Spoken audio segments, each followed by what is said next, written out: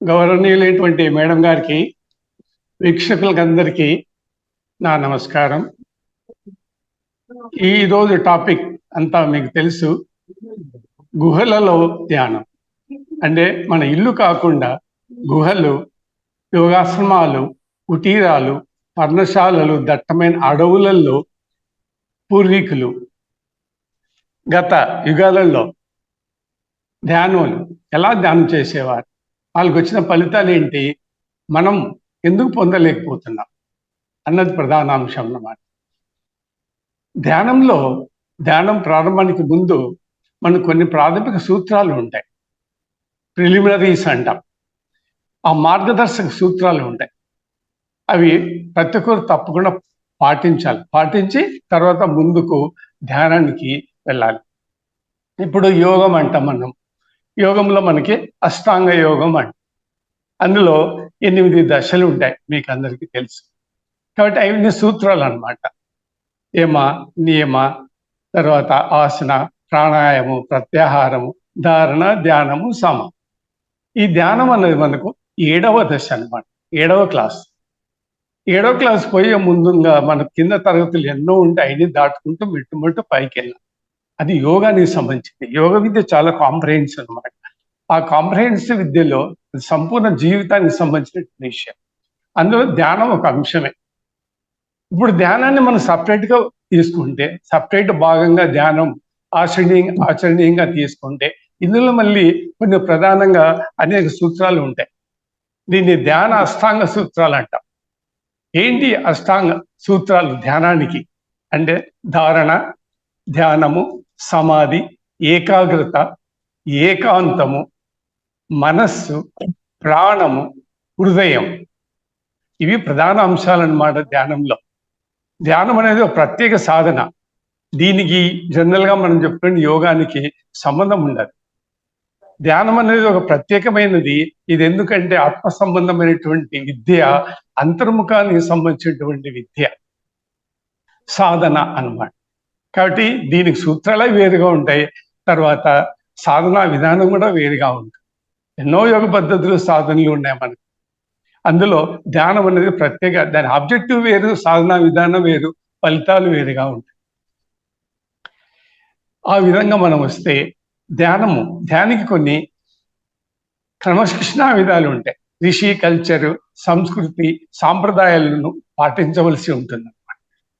అందులో ప్రధానంగా ఈ 8లో మళ్ళీ ఏకాగ్రత అండ్ ఏకాంతము అన్నది ప్రధాన అంశం.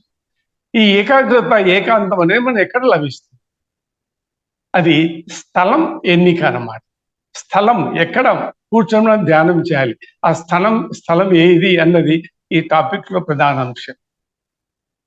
కనుక ప్రాథమిక సూత్రాలు ఉంటాయి.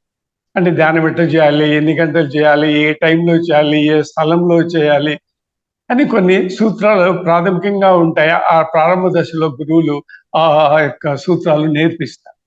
అందులో స్థలం ఎంపిక కూడా ఒకటి. ఏ స్థలంలో మనం చేయాలి అని. ఆ స్థలం ప్రధాన సూత్రాలు అంటే ఏకాగ్రత, ఏకాంతము ఉండాలి, శబ్ద కాలుష్యాలు ఉండరా, నిశ్శబ్దంగా ఉండాలి. అందుకే మనకు ధ్యానంలో సూత్రం ఏంటంటే ఏక్ నిరంజన్ దో గడబడ్, ఇద్దరు ఉండరాదు, ఒకరే ఉండాలి. అదే ఏకాంత ధ్యానము అని. ఆ ప్రకారము మన స్థలం కూడాను ఏకాంతంగా ఉండాలి. అంటే జనసంచారం ఉండరాదు, జన సాంద్రత ఉండరాదు, తర్వాత శబ్ద కాలుష్యాలు ఉండరాదు, వాతావరణ కాలుష్యాలు ఉండరాదు. అప్పుడే మనకు అంతరంగా పనిచేసేటువంటి సూక్ష్మ స్థితులు. యోగం వేరు, ఆసనాలు ఎక్కడైనా వేసుకోవచ్చు, అదే మరి ప్రాణాయామం ఎక్కడైనా చేసుకోవచ్చు, శ్వాస ఎక్కడైనా తీసుకోవచ్చు. ధ్యానం అట్లా కాదు. ధ్యానం అంతర్ముఖమైంది, అంతర్లీనంగా జరుగుతుంది. కాబట్టి దానికి ప్రత్యేకమైన సూత్రాలు, పవిత్రత, ఆచరణ ఉంటుంది. వాటిని పాటించాలి. దీన్ని స్థలం ఎంపిక అంట. అంటే పూర్వ యోగులు, తపస్వీలు, ఆధ్యాత్మికవేత్తలు తమ ఆధ్యాత్మిక కార్యక్రమాలను కొనసాగించడానికి అనుకూలమైనటువంటి స్థలాన్ని ఎన్నుకునేవారు. అనుకూలము ఎక్కడ? అనుకూలత ఉండాలి. ఆ అనుకూలకు సంబంధించినటువంటి ప్రాంతాన్ని మనము ఎన్నిక చేసుకోవాలి. ఆ ప్రకారమే పూర్వీకులు, యోగులు కానివ్వండి, ధ్యానులు కానివ్వండి, ఆధ్యాత్మికవేత్తలు, తర్వాత అఘోరులు, నాగసాధువులు, భిక్షువులు, హంసలు, పరమహంసలు, అవధూతలు, మహామా ఋషులు, మునులు, మేధావులు అందరూ ప్రత్యేకమైనటువంటి స్థలాన్ని ఎంపిక చేసుకున్నారు. అంటే ఒక కుమారులు ఇంటికి దూరంగా, సమాజానికి దూరంగా ఉండి ధ్యానం చేసుకొని తమ యొక్క ధ్యేయాలను సాధించారన్నమాట. అంతేకాకుండా ఈ స్థలం యొక్క ప్రాధాన్యతను గురించి మనకు వేదాల్లో కూడా చెప్పబడింది, ఉపనిషత్తుల్లో కూడా చెప్పబడింది, శ్రీకృష్ణుడు భగవద్గీతలో కూడా చెప్తారు. ఏకాంత ప్రదేశం, ఆ ప్రదేశాన్ని ఎన్నుకోవడంలోనే నీకు గొప్పతనం ఉంది. ఒక మారో ప్రదేశాన్ని ఎన్నుకున్నట్లయితే అదే ప్రదేశం మారకుండా ఒకే స్థలంలో ధ్యానం చేసుకోవాలి ప్రతిరోజు. అదే మన టైం కూడా ఏ టైంలో చేయాలో అదే టైంలో ప్రతిరోజు పాటించాలి. ఒకే టైంలో చేస్తూ ఉండాలి. టైం కూడా మార్పు చేయరా. ఇటువంటి కొన్ని ప్రాథమిక సూత్రాలు ఉంటాయి. అందులో వచ్చిందే ఈ స్థలము ఎక్కడ పోయి మనం ధ్యానం చేసుకోవాలి అని. కాబట్టి శాస్త్రాలు కూడా మనకు స్థలం యొక్క ఇంపార్టెన్స్ను గురించి చెప్తూ ఉన్నాయి. అంటే ఎత్తులు, తగ్గులు, పల్లాలు, వేడి, పొగ, తర్వాత మంచు కురుస్తూ ఉండడము, లేకపోతే శబ్దాలు, జనసంచారాలు, శబ్ద కాలుష్యాలు, ఎప్పుడు శబ్దాలు వినపడుతూ ఉంటాయి మనకు, అటువంటివి ఉండరాదు. నీటి వసతి ఉండాలి, నిశ్శబ్దంగా ఉండాలి, ఏకాంతంగా ఉండాలి. అటువంటి ప్రదేశాలని మనము ఎంచుకోవాలి. అట్లా ఎంత ఏకాంతంగా అలూఫ్గా వెళ్ళిపోతామో మనము, ఒంటరిగా ఎంత దూరం వెళ్ళిపోతామో మనము, అంత మనం భగవంతుని దగ్గర అవుతూ ఉంటాం. ఎంత ప్రపంచ విషయాలకి, శబ్దాలకి, జనాలకు దగ్గర అవుతూ ఉంటామో మనం ఆధ్యాత్మికంగా అంత దూరం అయిపోతుంటాం. ప్రపంచాన్ని ఎంత వదిలేస్తుంటామో మనం అంత దగ్గర భగవంతుడికి వెళ్తూ ఉంటాం. ఒకటే సూత్ర, ఆపోజిట్ రియాక్షన్ అన్నట్టు న్యూటన్ లా ప్రకారము మనము భగవంతుడి దగ్గరగా వెళ్ళాలంటే ప్రపంచానికి దూరం చేసుకోవాలి. అట్లా చేసుకుంటూ అలోన్గా, అలూప్గా చేరాలి, ఒంటరి అయిపోవాలి. ఒంటరిగా ఏక్ నిరంజన్ అన్నట్లు ఉండిపోవాలి. ఇది నార్త్ యోగుల సిద్ధాంతం, ఏక్ నిరంజన్ అని. గడబడి, ఇద్దరుండే గడబడి అవుతుంది, చెడిపోతుంది అనమాట, ధ్యానం కుదరదు. ఆ ప్రకారంగా వీళ్ళు ఈ యొక్క అడవులను ఎంచుకున్నారు. కాబట్టి వీళ్ళు ఏ ప్రాంతాల్లో పోయి ధ్యానం చేసుకునే వాళ్ళంటే యోగ ఆశ్రమాలు, యోగ కుటీరాలు, పర్ణశాలలు, మఠాలు, పీఠాలు, నదీ తీరాలు, సొరంగ మార్గాలు, భూగర్భంలో ఉన్నటువంటి ఉన్నటువంటి రహస్య స్థలాలు, ఈ స్థలాలలో ఉండి వాళ్ళు ధ్యానం చేసుకున్నారు. కాబట్టి యోగాశ్రమాలకైనా వెళ్ళొచ్చు, మఠాలకైనా వెళ్ళొచ్చు, పీఠాలకైనా వెళ్ళొచ్చు, పర్ణశాలలకన్నా వెళ్ళాలి, లేకపోతే సొరంగ మార్గాలలో ఉండాలి. భూగర్భంలో మళ్ళీ మనకు లోపల గుహలు ఉంటాయి, అక్కడికన్నా పోవాలి. అక్కడే మనకు ఏకాంతత దొరుకుతుంది. ఆ కల్చరు, సంస్కృతి, సాంప్రదాయాలు, ఆధ్యాత్మికపరమైనటువంటి వాతావరణం మనకు లభిస్తుంది.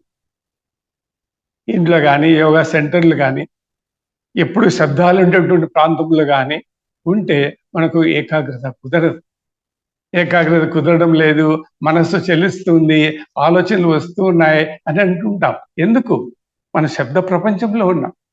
సైలెంట్ మెడిటేషన్, కంప్లీట్ సైలెంట్గా అయిపోవాలన్నమాట. శబ్దమే నీకు దూరం అయిపోవాలి, శబ్దం నువ్వు వినకూడదు.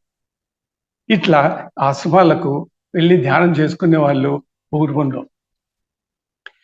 ఈ ఆశ్రమాలు, కుటీరాలు ఎక్కడెక్కడ ఉండేటివంటే పళ్ళ ప్రాంతాలలో ఉండేటివి, అరణ్య ప్రాంతాల్లో ఉండేటివి, కొండ ప్రాంతాలలో ఉండేటివి, నీటి సదుపాయాలు ఉండేటువంటి నదీ పరివాహ ప్రాంతాల్లో కూడా ధ్యానం చేసుకోవచ్చు. ఇటువంటి ప్రాంతాల్లో ఏర్పాటు చేశారు. అంటే మనం గత చరిత్ర తిప్పి చూసినట్లయితే ఇటువంటి ప్రదేశాలు మనకి అంతా నార్త్ ఇండియాలోనే ఎక్కువ కనిపిస్తాయి. సౌత్ ఇండియాలో కూడా ఉన్నాయి, కానీ చాలా తక్కువ ప్రదేశాలు ఉన్నాయి ఇటువంటి ఆశ్రమాలు, కుటీరాలు, పర్ణశాలలు, గుహలు. ఇవన్నీ ఈ గుహలు ఇటువంటివి మనకు నార్త్ ఇండియాలో హిమాలయ పర్వతాలలో ఎక్కువగా ఉంటాయి. అందుకే పూర్వకాలం ఋషులందరూ ఆ హిమాలయ పర్వతాలు కొండల ప్రాంతాల్లోనే ఎక్కువ నివసించారు. అక్కడే ధ్యానం కూడా చేసుకున్నారు. లైఫ్ లాంగ్ వాళ్ళు అక్కడే జీవించారు, నివాసం ఉండిపోయారు. మనకు చూడండి, మంచి మంచి స్థలాలంటే హరిద్వార్, రిషికేశ్, కేదార్నాథ్, బద్రీనాథ్, లక్ష్మణ్జూలా, రామ్జూలా, హిమాచల్ ప్రదేశ్, నేపాల్, ముక్తినాథ్, ఇటువంటి ప్రదేశాలు చాలా ఉన్నాయి. ఇక్కడంతా వేల లక్షల మంది గుహలలో దట్టమైన అడవి ప్రాంతాల్లో ధ్యానం చేసుకుంటూ నివసిస్తూ ఉన్నారు. మనకు తెలియదు వాళ్ళు ఎక్కడ ఉన్నారు కూడా మనకు తెలియదు, వాళ్ళ జాడ కూడా మనకు తెలియదు, అంత రహస్యంగా ఉంటారు. ఇప్పుడు ఉదాహరణ చూడండి, అఘోరి బాబాలు, నాగసాధువులు అంటే వీళ్ళందరూ మన కుంభమేళకు వచ్చారు. వీళ్ళు ఎక్కడున్నారో ఎవరికి తెలియదు. వీళ్ళంతా గుహలలోనే ఉంటారు, హిమాలయ కొండలలో, దట్టమైన అడవులలో ఉంటారు. మరి ఒక్క మారోలి గమనం మనకు కుంభమేళ సమీప ప్రాంతంలో 1-2 కిలోమీటర్ దూరం నుంచి మనకు వీళ్ళు అవుపిస్తారు. తర్వాత వీళ్ళంతా ఎక్కడ పోతారు, ఎట్లా పోతారు? వాళ్ళు ఎవరికి దృశ్యం కనపడదు, వాళ్ళు వచ్చేది తెలియదు, పోయేది తెలియదు. మరి అంతమంది రావడానికి సౌకర్యాలు ఏంటి? బస్సులు కానీ, ట్రైన్స్ కానీ, ఫ్లైట్లలో కానీ వీళ్ళు రారు. మరి ఎలా వస్తున్నారు? ఇంతమంది ఎక్కడ జీవిస్తున్నారు అంటే గుహలలో, దట్టమైన విశాలమైనటువంటి అడవి ప్రాంతాలలో జీవిస్తూ ఉంటారు. వాళ్ళు వచ్చే మార్గం మనకు తెలియదు, మనం పోవాలంటే అక్కడ చేరుకునే మార్గం కూడా తెలియదు, దారి కూడా ఉండదు. అంత దట్టమైన ప్రదేశాల్లో వీళ్ళు ధ్యాన జీవితం గడుపుతూ ఉంటారు. అటువంటి ప్రాంతాలు ఈవెన్ టుడే కూడాను, అలనాడు ఆ మహాయోగులు ఏర్పరిచేటువంటి ఆశ్రమాలు, గుహలు, తర్వాత మఠాలు, పీఠాలను మనం ఈ రోజు కూడా వాళ్ళ పేర్లు చెప్పుకుంటూ ఉన్నాం. ఆ ఆశ్రమాలు ఉన్నాయి, ఆ మఠాలు ఉన్నాయి, ఆ పీఠాలు ఉన్నాయి. ఉదాహరణ చూడండి, వ్యాసాశ్రమం అంటాం, తర్వాత వాల్మీకి ఆశ్రమం అంటాం, మార్కండేయ ఆశ్రమం అంటాం. ఈ రోజుగా అదే పేర్లతో పిలువబడుతున్నాయి. ఇవన్నీ ఆశ్రమాలు అక్కడ ఉన్నాయి. కర్మ మహర్షి ఆశ్రమం అంటాం, కపిల మహర్షి ఆశ్రమం అంటాం. ఎన్నో ఆశ్రమాలు ఉన్నాయి. ఈ రోజు కూడా మనం పోయి అక్కడ విజిట్ చేసి అక్కడ కూర్చొని ధ్యానం చేయాలనే ఆసక్తి గల వ్యక్తులు లేదంతే. ఇటువంటి హిమాలయ పర్వతాల్లో కొన్ని వందలు ఉన్నాయి. ఇంకా కొన్ని గుహలు అయితే 1-2 మాత్రమే ఉండగలుగుతారు. ఇంకా కొన్ని గుహలలో 50 మంది, 100 మంది కూడా ఉండొచ్చు. అటువంటి గుహలు కూడా ఉన్నాయి. మనం తల హైట్ ఎంత హైట్ ఉందో అంత హైట్ కూడా లేనటువంటి ద్వారాలు కూడా ఉంటాయి, వంగిపోవలసి వస్తుంది. ఇంకా కొన్ని చోట్ల అయితే మనము రాక్కుంటూ లోపలికి వెళ్ళాలి, అనుకొని మోచేత్తో క్రీపింగ్ చేసుకుంటూ వెళ్ళాలి. అటువంటి ప్రదేశాలు కూడా ఉన్నాయి. అవే ఏకాంతమైనటువంటి ప్రదేశం. ఏకాంత ప్రదేశం అంటే అక్కడ మనకు ఏకాగ్రత కుదురుతుంది. భౌతిక ప్రపంచమైనటువంటి ఏ వస్తు పదార్థాల విషయాలు ఉన్నా కూడా మనకు ధ్యానానికి భంగం ఏర్పడుతుంది. ఇప్పుడు తపోవనం ఉంది, ఉదాహరణకి హిమాలయస్లో ఉంది. ఇప్పుడో అది రామాయణ కాలం నాటి తపోవనం. ఈ రోజు కూడా అక్కడ ఎవరో 1-2 పోయి దర్శించుకుంటూ ఉంటారు. ఆ తపోవనం చేరడం, దాని మార్గం కూడా కష్టం. క్రీపింగ్ చేసుకుంటూ వెళ్ళాలి, ప్రాకుకుంటూ పోవాలి. అదే మాదిరి అదృశ్యాశ్రమం ఉంది, శంబలా నగరం ఉంది. ఈ రోజు కూడా అవన్నీ ప్రసిద్ధి. మనం ఏదో టూరిస్ట్ సెంటర్గా వాటిని కొద్దిమంది ధైర్య సాహసాలు ఉన్న వాళ్ళు పోయి విజిట్ చేసి వస్తున్నారు. అది చాలా తక్కువ మంది శంబలా నగరానికి పోయిన వాళ్ళే లేరు. తపోవనం పోయి అక్కడ కొద్ది రోజులు ఉండి వస్తూ ఉన్న వాళ్ళు కూడా లేరు, చాలా ఫేమస్. అదే మాదిరి అదృశ్యాశ్రమం, శ్రీ వశిష్ఠుడు, దేవతలు కూడా ఆ ప్రాంతంలో నివసించేది. ఆ ఆశ్రమం కనపడదు, కంటి కనపడదు, కానీ ఆడ ఆశ్రమం ఉంటుంది. కాబట్టి వశిష్ఠ మహర్షి శ్రీరాముడు ఆ ఆశ్రమాన్ని కూడా తీసుకెళ్ళి, విష్ణువు, శ్రీ మహావిష్ణువు కూడా ఆ ప్రాంతాన్ని దర్శించాడు.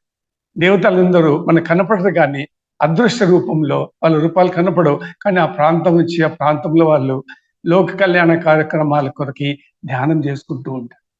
గొప్ప గొప్ప ఋషులు, మునులంతా ఈ రోజు కూడా మనకు ఆ అదృశ్య ఆశ్రమంలో ఉంటారు, మనకంత కనపడరు. అంటే మనం ఆ శక్తి సామర్థ్యాలు సాధించాలి, వాళ్ళు మనకు కళ్ళ కనపడాలంటే. ఇట్లాంటివి ఎన్నో ఉన్నాయి. కానీ ఈ నవనాగరిక సమాజంలో ఇండస్ట్రియలైజేషను, అర్బనైజేషను, జనసాంద్రత చూసారా, ఒక పక్క పొల్యూషన్, మరి ఒక పక్క శబ్ద కాలుష్యం. పొద్దు నుంచి సాయంత్రం వరకు మనకు శబ్దాలే, ఎక్కడ చూసినా శబ్దాలు, ఇంట్లో శబ్దాలే, బయట శబ్దాలే, టీవీ శబ్దాలు, మాట్లాడుకునే శబ్దాలు, బస్సులు, సైకిళ్ళు, స్కూటర్లు, యంత్రాలు, ట్రైన్లు. నిశ్శబ్దత ఎక్కడైనా ఉందా? ఎక్కడా లేదు. మనకు ప్రధానంగా కావాల్సింది ఏంటంటే నిశ్శబ్దం, సైలెన్స్, ఏకాగ్రత, ఏకాంతం. వీటికి ఈ నవ సమాజంలో మనం జీవించేటువంటి ఈ రోజుల్లో ఇటువంటి వాతావరణము మనకు లభించదు. అయినా డిస్టర్బ్డ్ ఎన్విరాన్మెంట్లో మనము ధ్యానం చేసుకుంటూ పోతున్నాం, అది వేరే విషయం. కానీ మనకు కావాల్సినటువంటి వాతావరణం ఏంటి, ఎలా ఉండాలి అంటే పూర్వకాలము యోగులు ఎలా చేశారు, వాళ్ళని మన ఆదర్శంగా తీసుకోవాలి. వాళ్ళు జీవించేటువంటి విధానం ఏంటి, వాళ్ళు నివసించేటువంటి స్థానాలు, ప్రదేశాలు ఏంటివి, వాళ్ళు ఎక్కడ చేసుకున్నారు ధ్యానం. కాబట్టి ఇట్లా శాస్త్ర ప్రమాణాలు, ఇట్లా సాంప్రదాయాలు, మరి యొక్క ధర్మాలు, మరి యొక్క వైదిక సాంప్రదాయాలు మనం ఎన్ని లెక్కలోకి తీసుకొని మనం ముందుకు నడవాలి. మనం ఇష్టం వచ్చినట్టు మనం పోవడానికి లేదు, ధ్యానం అందరూ చేసుకోవడానికి లేదు. ధ్యానం అంటే చాలా కఠినమైనటువంటి సాధన. అది ఎవరో 1 కోటికో 2 కోట్లకో ఒకరికో సాధ్యం అవుతుంది. ఎందుకంటే ఈ గుహలలో, ఈ ఆశ్రమాలలో, మఠాలలో నేను చాలా ఏళ్ళు జీవించాను. అనేక మంది గురువుల దగ్గర కూడా జీవించాను. చాలా సంవత్సరాలు గుహలలోనే ఉన్నాను. ఆహార పదార్థాలు, నీరు లేని ప్రదేశాల్లో కూడా జీవించడం జరిగింది. అటువంటిప్పుడే మనకు అటువంటి వాతావరణంలోనే మనకు ఆధ్యాత్మిక ఉన్నతి, తర్వాత విజువలైజేషన్ శక్తి మనకు లభిస్తుంది. అక్కడ మనకు మంచి కంపెనీ కూడా దొరుకుతుంది, ధ్యాన సాధకులు దొరుకుతారు. ఇవన్నీ ఈ ప్రదేశాలని సహజంగా ఏర్పడినది, ప్రకృతి సహజంగా ఉండేటన్నమాట. ఈ ఆశ్రమాలు, కుటీరాలు, గుహలు ఇవన్నీ మానవ నిర్మితం కాదు, నేచర్, ప్రకృతి సహజంగా ఏర్పడినవి అన్నమాట. తర్వాత కొద్దిగా ఇటు అటు మనకు తగినట్లు ఇంప్రూవ్ చేసుకున్నారు ఆ రోజు ధ్యానులు. అంత ఏకాంతంగా, భౌతిక ప్రపంచానికి దూరంగా, వరల్డ్లీ మ్యాటర్స్ దూరంగా, అంటే విషయవాంఛలు ఉండరాదు, దృశ్య ప్రపంచానికి దూరంగా ఉండాలి, భోగ విషయాలకు దూరంగా ఉండాలి, మనుష్యానందం ఉండకూడదు, మనుషులతో సంబంధం ఉండకూడదు. ఈ ప్రపంచానికి దూరం అయితేనే మనం ఆధ్యాత్మిక రంగంలో ముందుకు వెళ్ళిపోతాం అన్నమాట. అందుకే దీనికి అరణ్యవాసము అన్న. అరణ్యము ప్లస్ వాసం అంటే అరణ్యవాసంలో నివసించడము అని. వాసం అంటే నివసించడం, అరణ్యవాసం అంట. అరణ్యకాలని మీరు పేరు వినింటారు. 4 వేదాలు మనకు, ప్రతి వేదంలో 4 భాగాలు ఉంటాయి. అందులో ఒక భాగం అరణ్యకాలు. మొదటి భాగం సంహితాలు, రెండవ భాగం వచ్చేసి బ్రాహ్మణములు, మూడవది అరణ్యాలు, 4వ భాగం వచ్చి ఉపనిషత్తులు. అరణ్యకాలు అంటే ఏమిటి? పూర్వకాలం ఈ వేదాలను ఋషులు అరణ్యాలకు తీసుకెళ్లి ప్రశాంతత కొరకి, అక్కడ ఋషులు తమ కుటుంబ సభ్యులు, శిష్యులు కూర్చొని వేదాలను చదివి, విశ్లేషించి, విమర్శించి, దాని నిగూఢ రహస్యాలను బయటకు తీసి ఉపనిషత్తులను రాశారు. వేదాలు చదివి మనకి ఏం అర్థం కాదు, దానిపైన ఎంతో వ్యాఖ్యానము, విశ్లేషణ, తర్వాత వ్యాకరణము, భాష, అర్థాలు, మీనింగ్లు ఉంటాయి. కాబట్టి వాటిపైన వ్యాఖ్యానం చేసి అరణ్యాలలో కూర్చుని, అందుకే వాటి అరణ్యకాలు అని పేరు. ఎందుకంటే యోగులంతా అరణ్యాలలో జీవించారు. అంత ఏకాంత ప్రశాంత ప్రదేశంలో మనకు ఆ దివ్య జ్ఞానం లభిస్తుంది, ఏకాంతత లభిస్తుంది. అందుకని అటువంటి ప్రాంతాలను మనము ఎన్నుకోవాలి. అవే సరి అయినవి, అనుకూలమైనటువంటి ప్రదేశము. వనవాసము అంటాం, వాసం అంటే నివసించం, వనాల్లో నివసించడము అని. వన భోజనము అంటాం, మనం వన భోజనం వెళ్తాం, వనాలకి భోజనాలన్నీ ఇంట్లో తయారు చేసుకుని వెళ్తాం, బిర్యానీలు, అన్నము, రకరకాల వంటకాలు. కాబట్టి వన భోజనం అంటే మనం ఇంట్లో చేసిన వంటలు తీసుకెళ్ళడం కాదు, వనాన్నే భోజించాలి. అది వన భోజనం అంటే. అంటే వనంలో ఉండే గాలి, వనంలో దొరికేటువంటి లభ్యమైనటువంటి ఆహార పదార్థాలు, వన మూలికలు, మెడిసినల్ ప్లాంట్స్, హెర్బ్స్, అవన్నీ కలెక్ట్ చేసి వాటితో జీవించాలి కొన్ని గంటలు వనాలలో. దాన్ని మనం వనభోజనం అంటాం. కానీ ఇప్పుడు ఆ వనభోజన మీనింగ్లు మారిపోయినాయి. ఒక పిక్నిక్ లాగా సరదాగా మనము ఆ భోజనాలన్నీ తీసుకెళ్ళి అక్కడ భోజనం చేసుకొని వస్తాం, అరణ్యాన్ని కూడా పాడు చేసి వస్తాం. అదే మరి పర్ణశాలలను ఏర్పాటు చేస్తాం. అంటే నదీ తీరాల్లో, నదీ పరివాహక ప్రాంతాల్లో, అంటే తాటి ఆకులతో నిర్మించినటువంటి ఒక హట్స్, గుడిసె, ఒకే హాల్ ఉంటుంది అనమాట.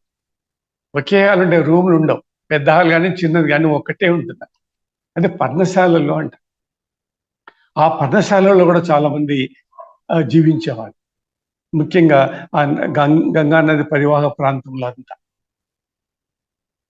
ఇట్లా వసతులు ఉండేటువంటి ప్లేసెస్లో మనం జీవించాలి.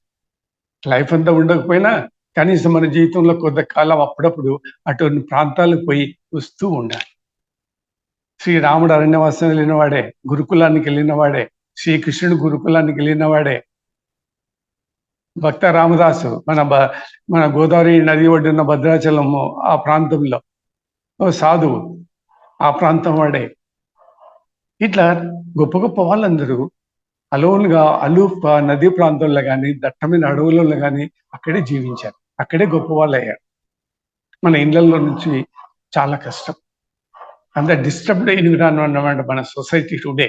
ఆధునిక యుగం అంతా శబ్ద కాలుష్యమే. మార్నింగ్ నుంచి మళ్ళీ ఈ ఈవినింగ్ వరకు శబ్ద కాలుష్యమే. మన సిటీస్ అన్ని 24/7 అయిపోయినాయి. 24 hours 7 days ఎప్పుడు శబ్దాలే. కొన్ని సిటీలలో నిద్రనే ఉండదు. 24/7 అంటాం వాటి. 24 hours వ్యాపారాలు, ఉద్యోగాలు, శబ్దాలు, తిరగడము, జనాలు ఉంటాయి.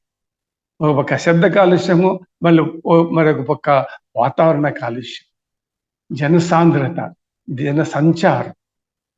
మైండ్ మనకు డిస్టర్బ్ అయిపోతుంది, ఏకాగ్రత పెట్టలేము. కాబట్టి మన సరౌండింగ్ వాతావరణం బాగుండాలి. మరి పూర్వీకులు ధ్యానులు ఏ ప్రాంతాల్లో ఉండేవారు, వారు ఏ స్థలాన్ని ఎంచుకునేవారు, ఆ స్థలం వాతావరణం ఎలా ఉండేది, జీవించడానికి, నివాసం ఉండడానికి, ఆధ్యాత్మిక కార్యక్రమాలు కొనసాగించడానికి అనుకూలంగా ఉండేటువంటి ప్రదేశాలను ఎన్నుకున్నారు. అటువంటి వాటిల్లో ఉండేటంటే ఎత్తైనటువంటి పర్వతాలు ఉండేటువంటి ప్లేసెస్లో జీవించారు. ఆ పర్వతాలు ఎట్లంటే శంకు ఆకారంలో ఉంటాయన్నమాట. హిమాలయ పర్వతాలు ఒక పర్వతం ఓ పర్వతం పోటీ పడినట్లు పైకి ఎగిరిపోతుంటాయి. ఆ ప్రాంతంలో కూడా ధ్యానం చేసుకుంటూ ఉంటారు. దట్టమైన విశాలంగా విస్తరించినటువంటి అరణ్యాలలో, ఫారెస్ట్ ఏరియాస్లలో వాళ్ళు తమ యొక్క కుటీరాలను ఏర్పరచుకుంటారు. అక్కడికి పోవడం కూడా కష్టం. ఈ రోజు అటువంటి ప్రాంతాలు చాలా ఉన్నాయి, ప్రతి ఊర్లో ఉంటాయి. కానీ మనం దానిపైన అంత ఇంట్రెస్ట్ చూపించి దాన్ని తెలుసుకోండి. కొద్ది ఊరు దాటి బయటిపోయినట్లయితే కొండ ప్రాంతాలలో, అడవి ప్రాంతాలలో మనకు ఇటువంటి ప్రదేశాలు ఉంటాయి. ఆధ్యాత్మికవేత్తలు అంతా ఉన్నారు, దేశమంతా ఉన్నారు. కానీ ఎప్పుడు ఎక్కడ ఏ ప్రాంతంలో ఉన్నారనేది మనం తెలుసుకోవడం కష్టం. ఆ జిజ్ఞాస ఉంటే మనం ఈజీగా అక్కడికి వెళ్ళిపోవచ్చు. అంత దట్టమైనటువంటి అరణ్య ప్రాంతాల్లో పోయేవాళ్ళు అనమాట. తర్వాత ఆ ఎత్తైన పర్వతాల నుంచి జలం జాలువారుతూ ఉంటుంది. అంతేకాకుండా ఈ మంచు పర్వతాలు కరిగి ఆ నీళ్ళంతా జాలువారి గంగా నదిలో పడిపోతుంది. ఆ గంగా నది కింద ఎక్కడో ఉంది, మన కళ్ళు తిరుగుతాయి చూడండి. అంత పైన నుంచి మనకు ఆ వాటర్ కరిగి గంగా నదిలో కలుస్తుంది. అట్లా ఒక నదీ ప్రవాహం మనకు కనిపిస్తుంటుంది అనమాట. ఆ నది ఎలా పోతుంటే కొండలలో వంకర టింకరగా పోతుంటే, వయ్యారంగా పోతా ఉంటుంది, నృత్యం చేస్తూ పోతున్నట్టు. ఏ విధంగా అయితే పాము మెలిక తిరుగుతూ పోతూ ఉంటుందో ఈ నది, గ్యాంగెస్ నది లేదా మంచు కరిగి పోయేటువంటి జలము ఆ మాదిరి మెలికలు తిరుగుతూ నదీ ప్రవాహాలు పోతుంటాయి. మనం ఎన్ని వందల కిలోమీటర్లు ప్రయాణం చేస్తూ పోతున్నా కూడా మన వెంబడి నీరు ఉంటుంది. స్వచ్ఛమైనటువంటి గ్యాంగెస్ వాటర్ ఉంటుంది. మంచు కరిగి వచ్చేటువంటి నీళ్లు, శుభ్రమైన వాటర్ మనకు లభిస్తుంది. అటువంటి ప్రాంతాల్లో యోగులు జీవించారు. కనుమేర మనం చూడండి, పచ్చటి బయలు కనిపిస్తాయి, ఎటు చూసినా పచ్చగా ఉంటుంది. అంటే పసుపు రంగు, పచ్చటి రంగు కప్పినట్టు ఉంటుంది. పచ్చదనం ఉంటుంది, చల్లదనం ఉంటుంది, తెల్లదనం ఉంటుంది, శ్వేత తనం. ఇన్ని రకాల వాతావరణం ఉంటుందో చూడండి యోగులకి. పచ్చగా ఉంటుంది, చల్లగా ఉంటుంది, తెల్లగా ఉంటుంది.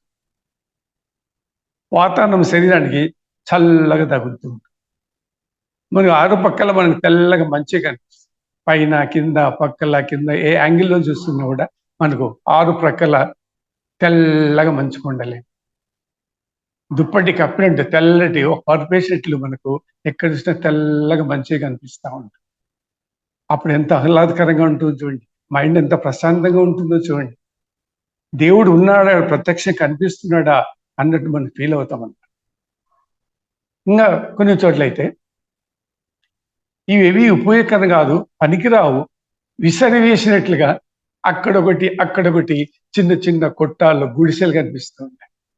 కానీ జనసంచారం ఉండదు. ఇట్లా విసిరి పడేసినట్లుగా ఆడో చిన్న ఒక కొట్టం ఉంటుందన్నమాట, పాక.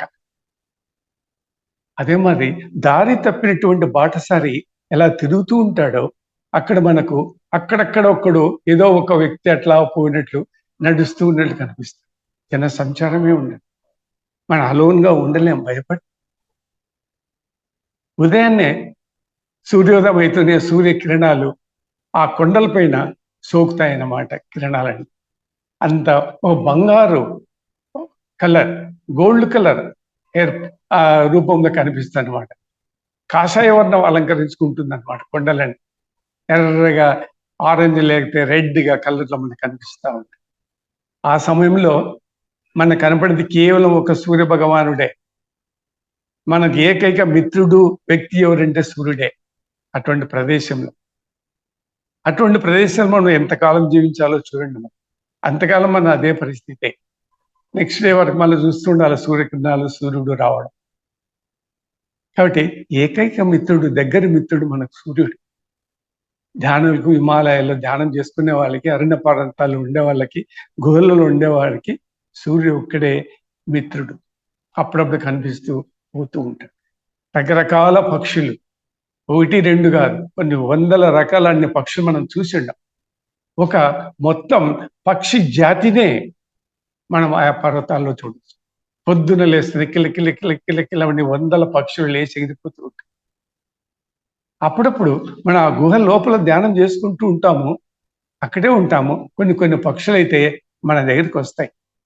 మన దగ్గరకు వచ్చి ధ్యానంలో ఉంటే మనం దర్శించుకొని మనం పలకరించిపోతాం. చూడండి, మనం ఎంత క్లోజ్ ఫ్రెండ్స్, ఎంత ప్రకృతిలో ఉంటాం మనం. చూడండి, ఆ పక్షులు వచ్చేసి మన దగ్గరికి వచ్చి కేకలేసి కిలికిలా వెళ్ళిపోతుంటే ఆ పక్షులు ధ్యానితో పలకరించినట్లు, మాట్లాడినట్టు ఉంటుంది. అదే కంపెనీ మనకు. అట్లా సూర్యుడు, ఈ పక్షులు, ఇవే మనకు అక్కడ మిత్రులు, క్లోజ్ ఫ్రెండ్స్. కొంగలు ఉంటాయి, బాతులు ఉంటాయి, పావురాలు ఉంటాయి, కుందేళ్ళు ఉంటాయి, కోకిలలు ఉంటాయి, ఇట్లా నెమళ్ళు ఉంటాయి, రకరకాలటువంటి పక్షులు అనమాట. ఆ మాదిరి మనం పలకరించిపోతూ ఉంటాయి. రాత్రిపూట మనకు భయం వేస్తుంది, గుండె కొట్టుకుంటుంది, దడదడ అనిపిస్తుంది, ఒంటరిగా ఉంటే మరి కంపెనీ ఒకరిద్దరు ఉండొచ్చు. ఏ శబ్దాలు వినిపిస్తుంటాయి, సంభాషణలు వినిపిస్తుంటాయి, ఎవరో మాట్లాడుకున్నట్లు వినిపిస్తుంటుంది. కానీ ఆ మాటలుగా అర్థం ఏంటి, శబ్దం ఏంటి, ఎక్కడి నుంచి వస్తున్నాయి అనేది మనకు అర్థం కాదు. భయం వేస్తుంది అనమాట ఆ రాత్రి సమయం. ఇక్కడ ఎవరైనా జనం ఉన్నారేమో, మాట్లాడుతున్నారేమో, లేదా దొంగలు ఉన్నారా అన్నటువంటి అభిప్రాయం కూడా మనకు కలుగుతుంది. ఇంకా అక్కడ మనకు కొద్దిమంది దేవతలు, డెమి గాడ్స్, తర్వాత స్వేచ్ఛా విహారులు, ఆస్ట్రల్ ట్రావెలెట్స్,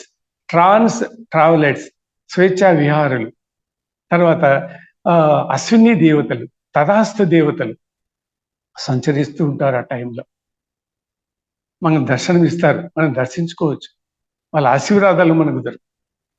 అదే మన గొప్ప అదృష్టం. అక్కడికి పోతే ఎప్పుడు మనమే తండ్రుతుంటాం అనమాట. ధ్యానము, సాధన, ఫలితాలు ఏం చేయాలి, ఎట్లా చేయాలి, ఇది కాదు, అది ఇట్లా అన్ని కట్టుకుంటాడు. వాళ్ళ యొక్క సహాయ సహకారాలు మనకుంటే, వాళ్ళ ఆశీస్సు మనం పైన పడితే మన క్విక్గా మన ఫలితాలు వస్తాయి. ఆ లెవెల్లో మనకు మారిపోతుంది అనమాట. థింకింగ్ లెవెల్లో మారిపోతుంది, సాధన విధానం మనకు మారిపోతుంది అనమాట వాళ్ళ యొక్క ఆశీస్సుల వల్ల. కాబట్టి వినూత్నమైనటువంటి సంఘటనలు, ఘట్టాలు జరుగుతూ ఉంటాయి. అవన్నీ మనకు జ్ఞాపకాలుగా మిగిలిపోతాయి అన్నమాట. ఎప్పుడు ఆధ్యాత్మిక వేత్తలు ఇంకా ఎవరైనా ఉంటే అటువంటి వ్యక్తులు మనకు ధ్యాన సాధకులుగా ఉండిపోతారు. వాళ్ళతో పాటు మనము జీవించవచ్చు, మనకు కూడా డెవలప్మెంట్ జరుగుతుంది. వాళ్ళ కంపెనీ అవధూతలు ఎంతో మంది వస్తుంటారు, అవధూతలు జీవిస్తూ ఉంటారు అక్కడ. కాబట్టి మనకు అటువంటి వాతావరణం మనకు చాలా అవసరం. మనం కూడా ఇంటి నుంచి బయటకు వెళ్ళిపోవాలి. ప్రతి ఊర్లో ప్రతి చోట ఊరి బయట ఏకాంత ప్రదేశం దొరుకుతుంది. కొండలో, మిట్టలో, చెట్లో లేతే ఏకాంత ప్రదేశము ఎవరు లేదో ప్రతి ఊర్లో ఉంటుంది. ఇంకా కొన్ని ఊర్లలో అయితే పెద్ద పెద్ద వనాలే ఉంటాయి, అరణ్యాలే ఉంటాయి. అక్కడ ఆశ్రమాలు కూడా ఉంటాయి. పూర్వీకులు ఏర్పరిచినటువంటి ఆశ్రమాలు ఈ రోజు కూడా ఉన్నాయి. వాళ్ళ పేరుతోనే పిలువబడుతున్నాయి. అగస్తాశ్రమం అంటాం, వ్యాసాశ్రమం అంటాం. ఇట్లా ఎన్నో ఆశ్రమాలు ఉన్నాయి. అట్లాగా మనకు ఎప్పుడు అవి జ్ఞాపకంగా ఉండిపోతాయి అన్నమాట. అక్కడ జరిగేటువంటి వినూత్నమైనటువంటి సంఘటనలు, ఘట్టాలు, ఎన్నో సంఘటనలు మనకు జరుగుతాయి. అవన్నీ మనకు జ్ఞాపకాలుగా ఉండిపోతాయి అన్నమాట. అటువంటి ప్రదేశమే కాకుండా మనం అక్కడ ఉండి ఒక అందమైన దృశ్యం మనకు కనిపిస్తూనే దాన్ని చూస్తూ ఉండగానే మనకు ఇంకొక అందమైన దృశ్యం కనిపిస్తుంది. ఒక దృశ్యం చూస్తుండగానే ఇంకొక దృశ్యం ఏం చేస్తుందంటే మనం పలకరించేట్టు ఉంటుంది, నన్ను చూడు అన్నట్టు. ఇట్లా ఉంటే అక్కడ వాతావరణ పరిస్థితులు, మనిషి యొక్క మూడు ఎలా ఉంటుందో ఒక మారు ఆలోచన చేసుకోండి. అటువంటి ప్రదేశంలో ఒక ప్రదేశమే ఈ కూర్మక్షేత్రము అన్న అలిగేర కూర్మక్షేత్రం. ఇటువంటి చాలా ఉన్నాయి. ఈ దగ్గర ఒక ఉదాహరణకు మీకు ఎగ్జాంపుల్గా చెప్తాను. మన ఇక్కడ కర్ణాటకలో కూడా చిబ్బల్లాపూర్ దగ్గర ఉంది విరాట్ పోతులు వీరబ్రహ్మం గారి ఆశ్రమం ఉంది. వారు అక్కడే ధ్యానం చేశారు 14 ఏళ్ళ వయస్సు వరకు. ఆడ గుహలలాగా ప్రదేశం ఉంది. నేను కూడా అక్కడ చాలా కాలం ధ్యానం చేసుకున్నాను.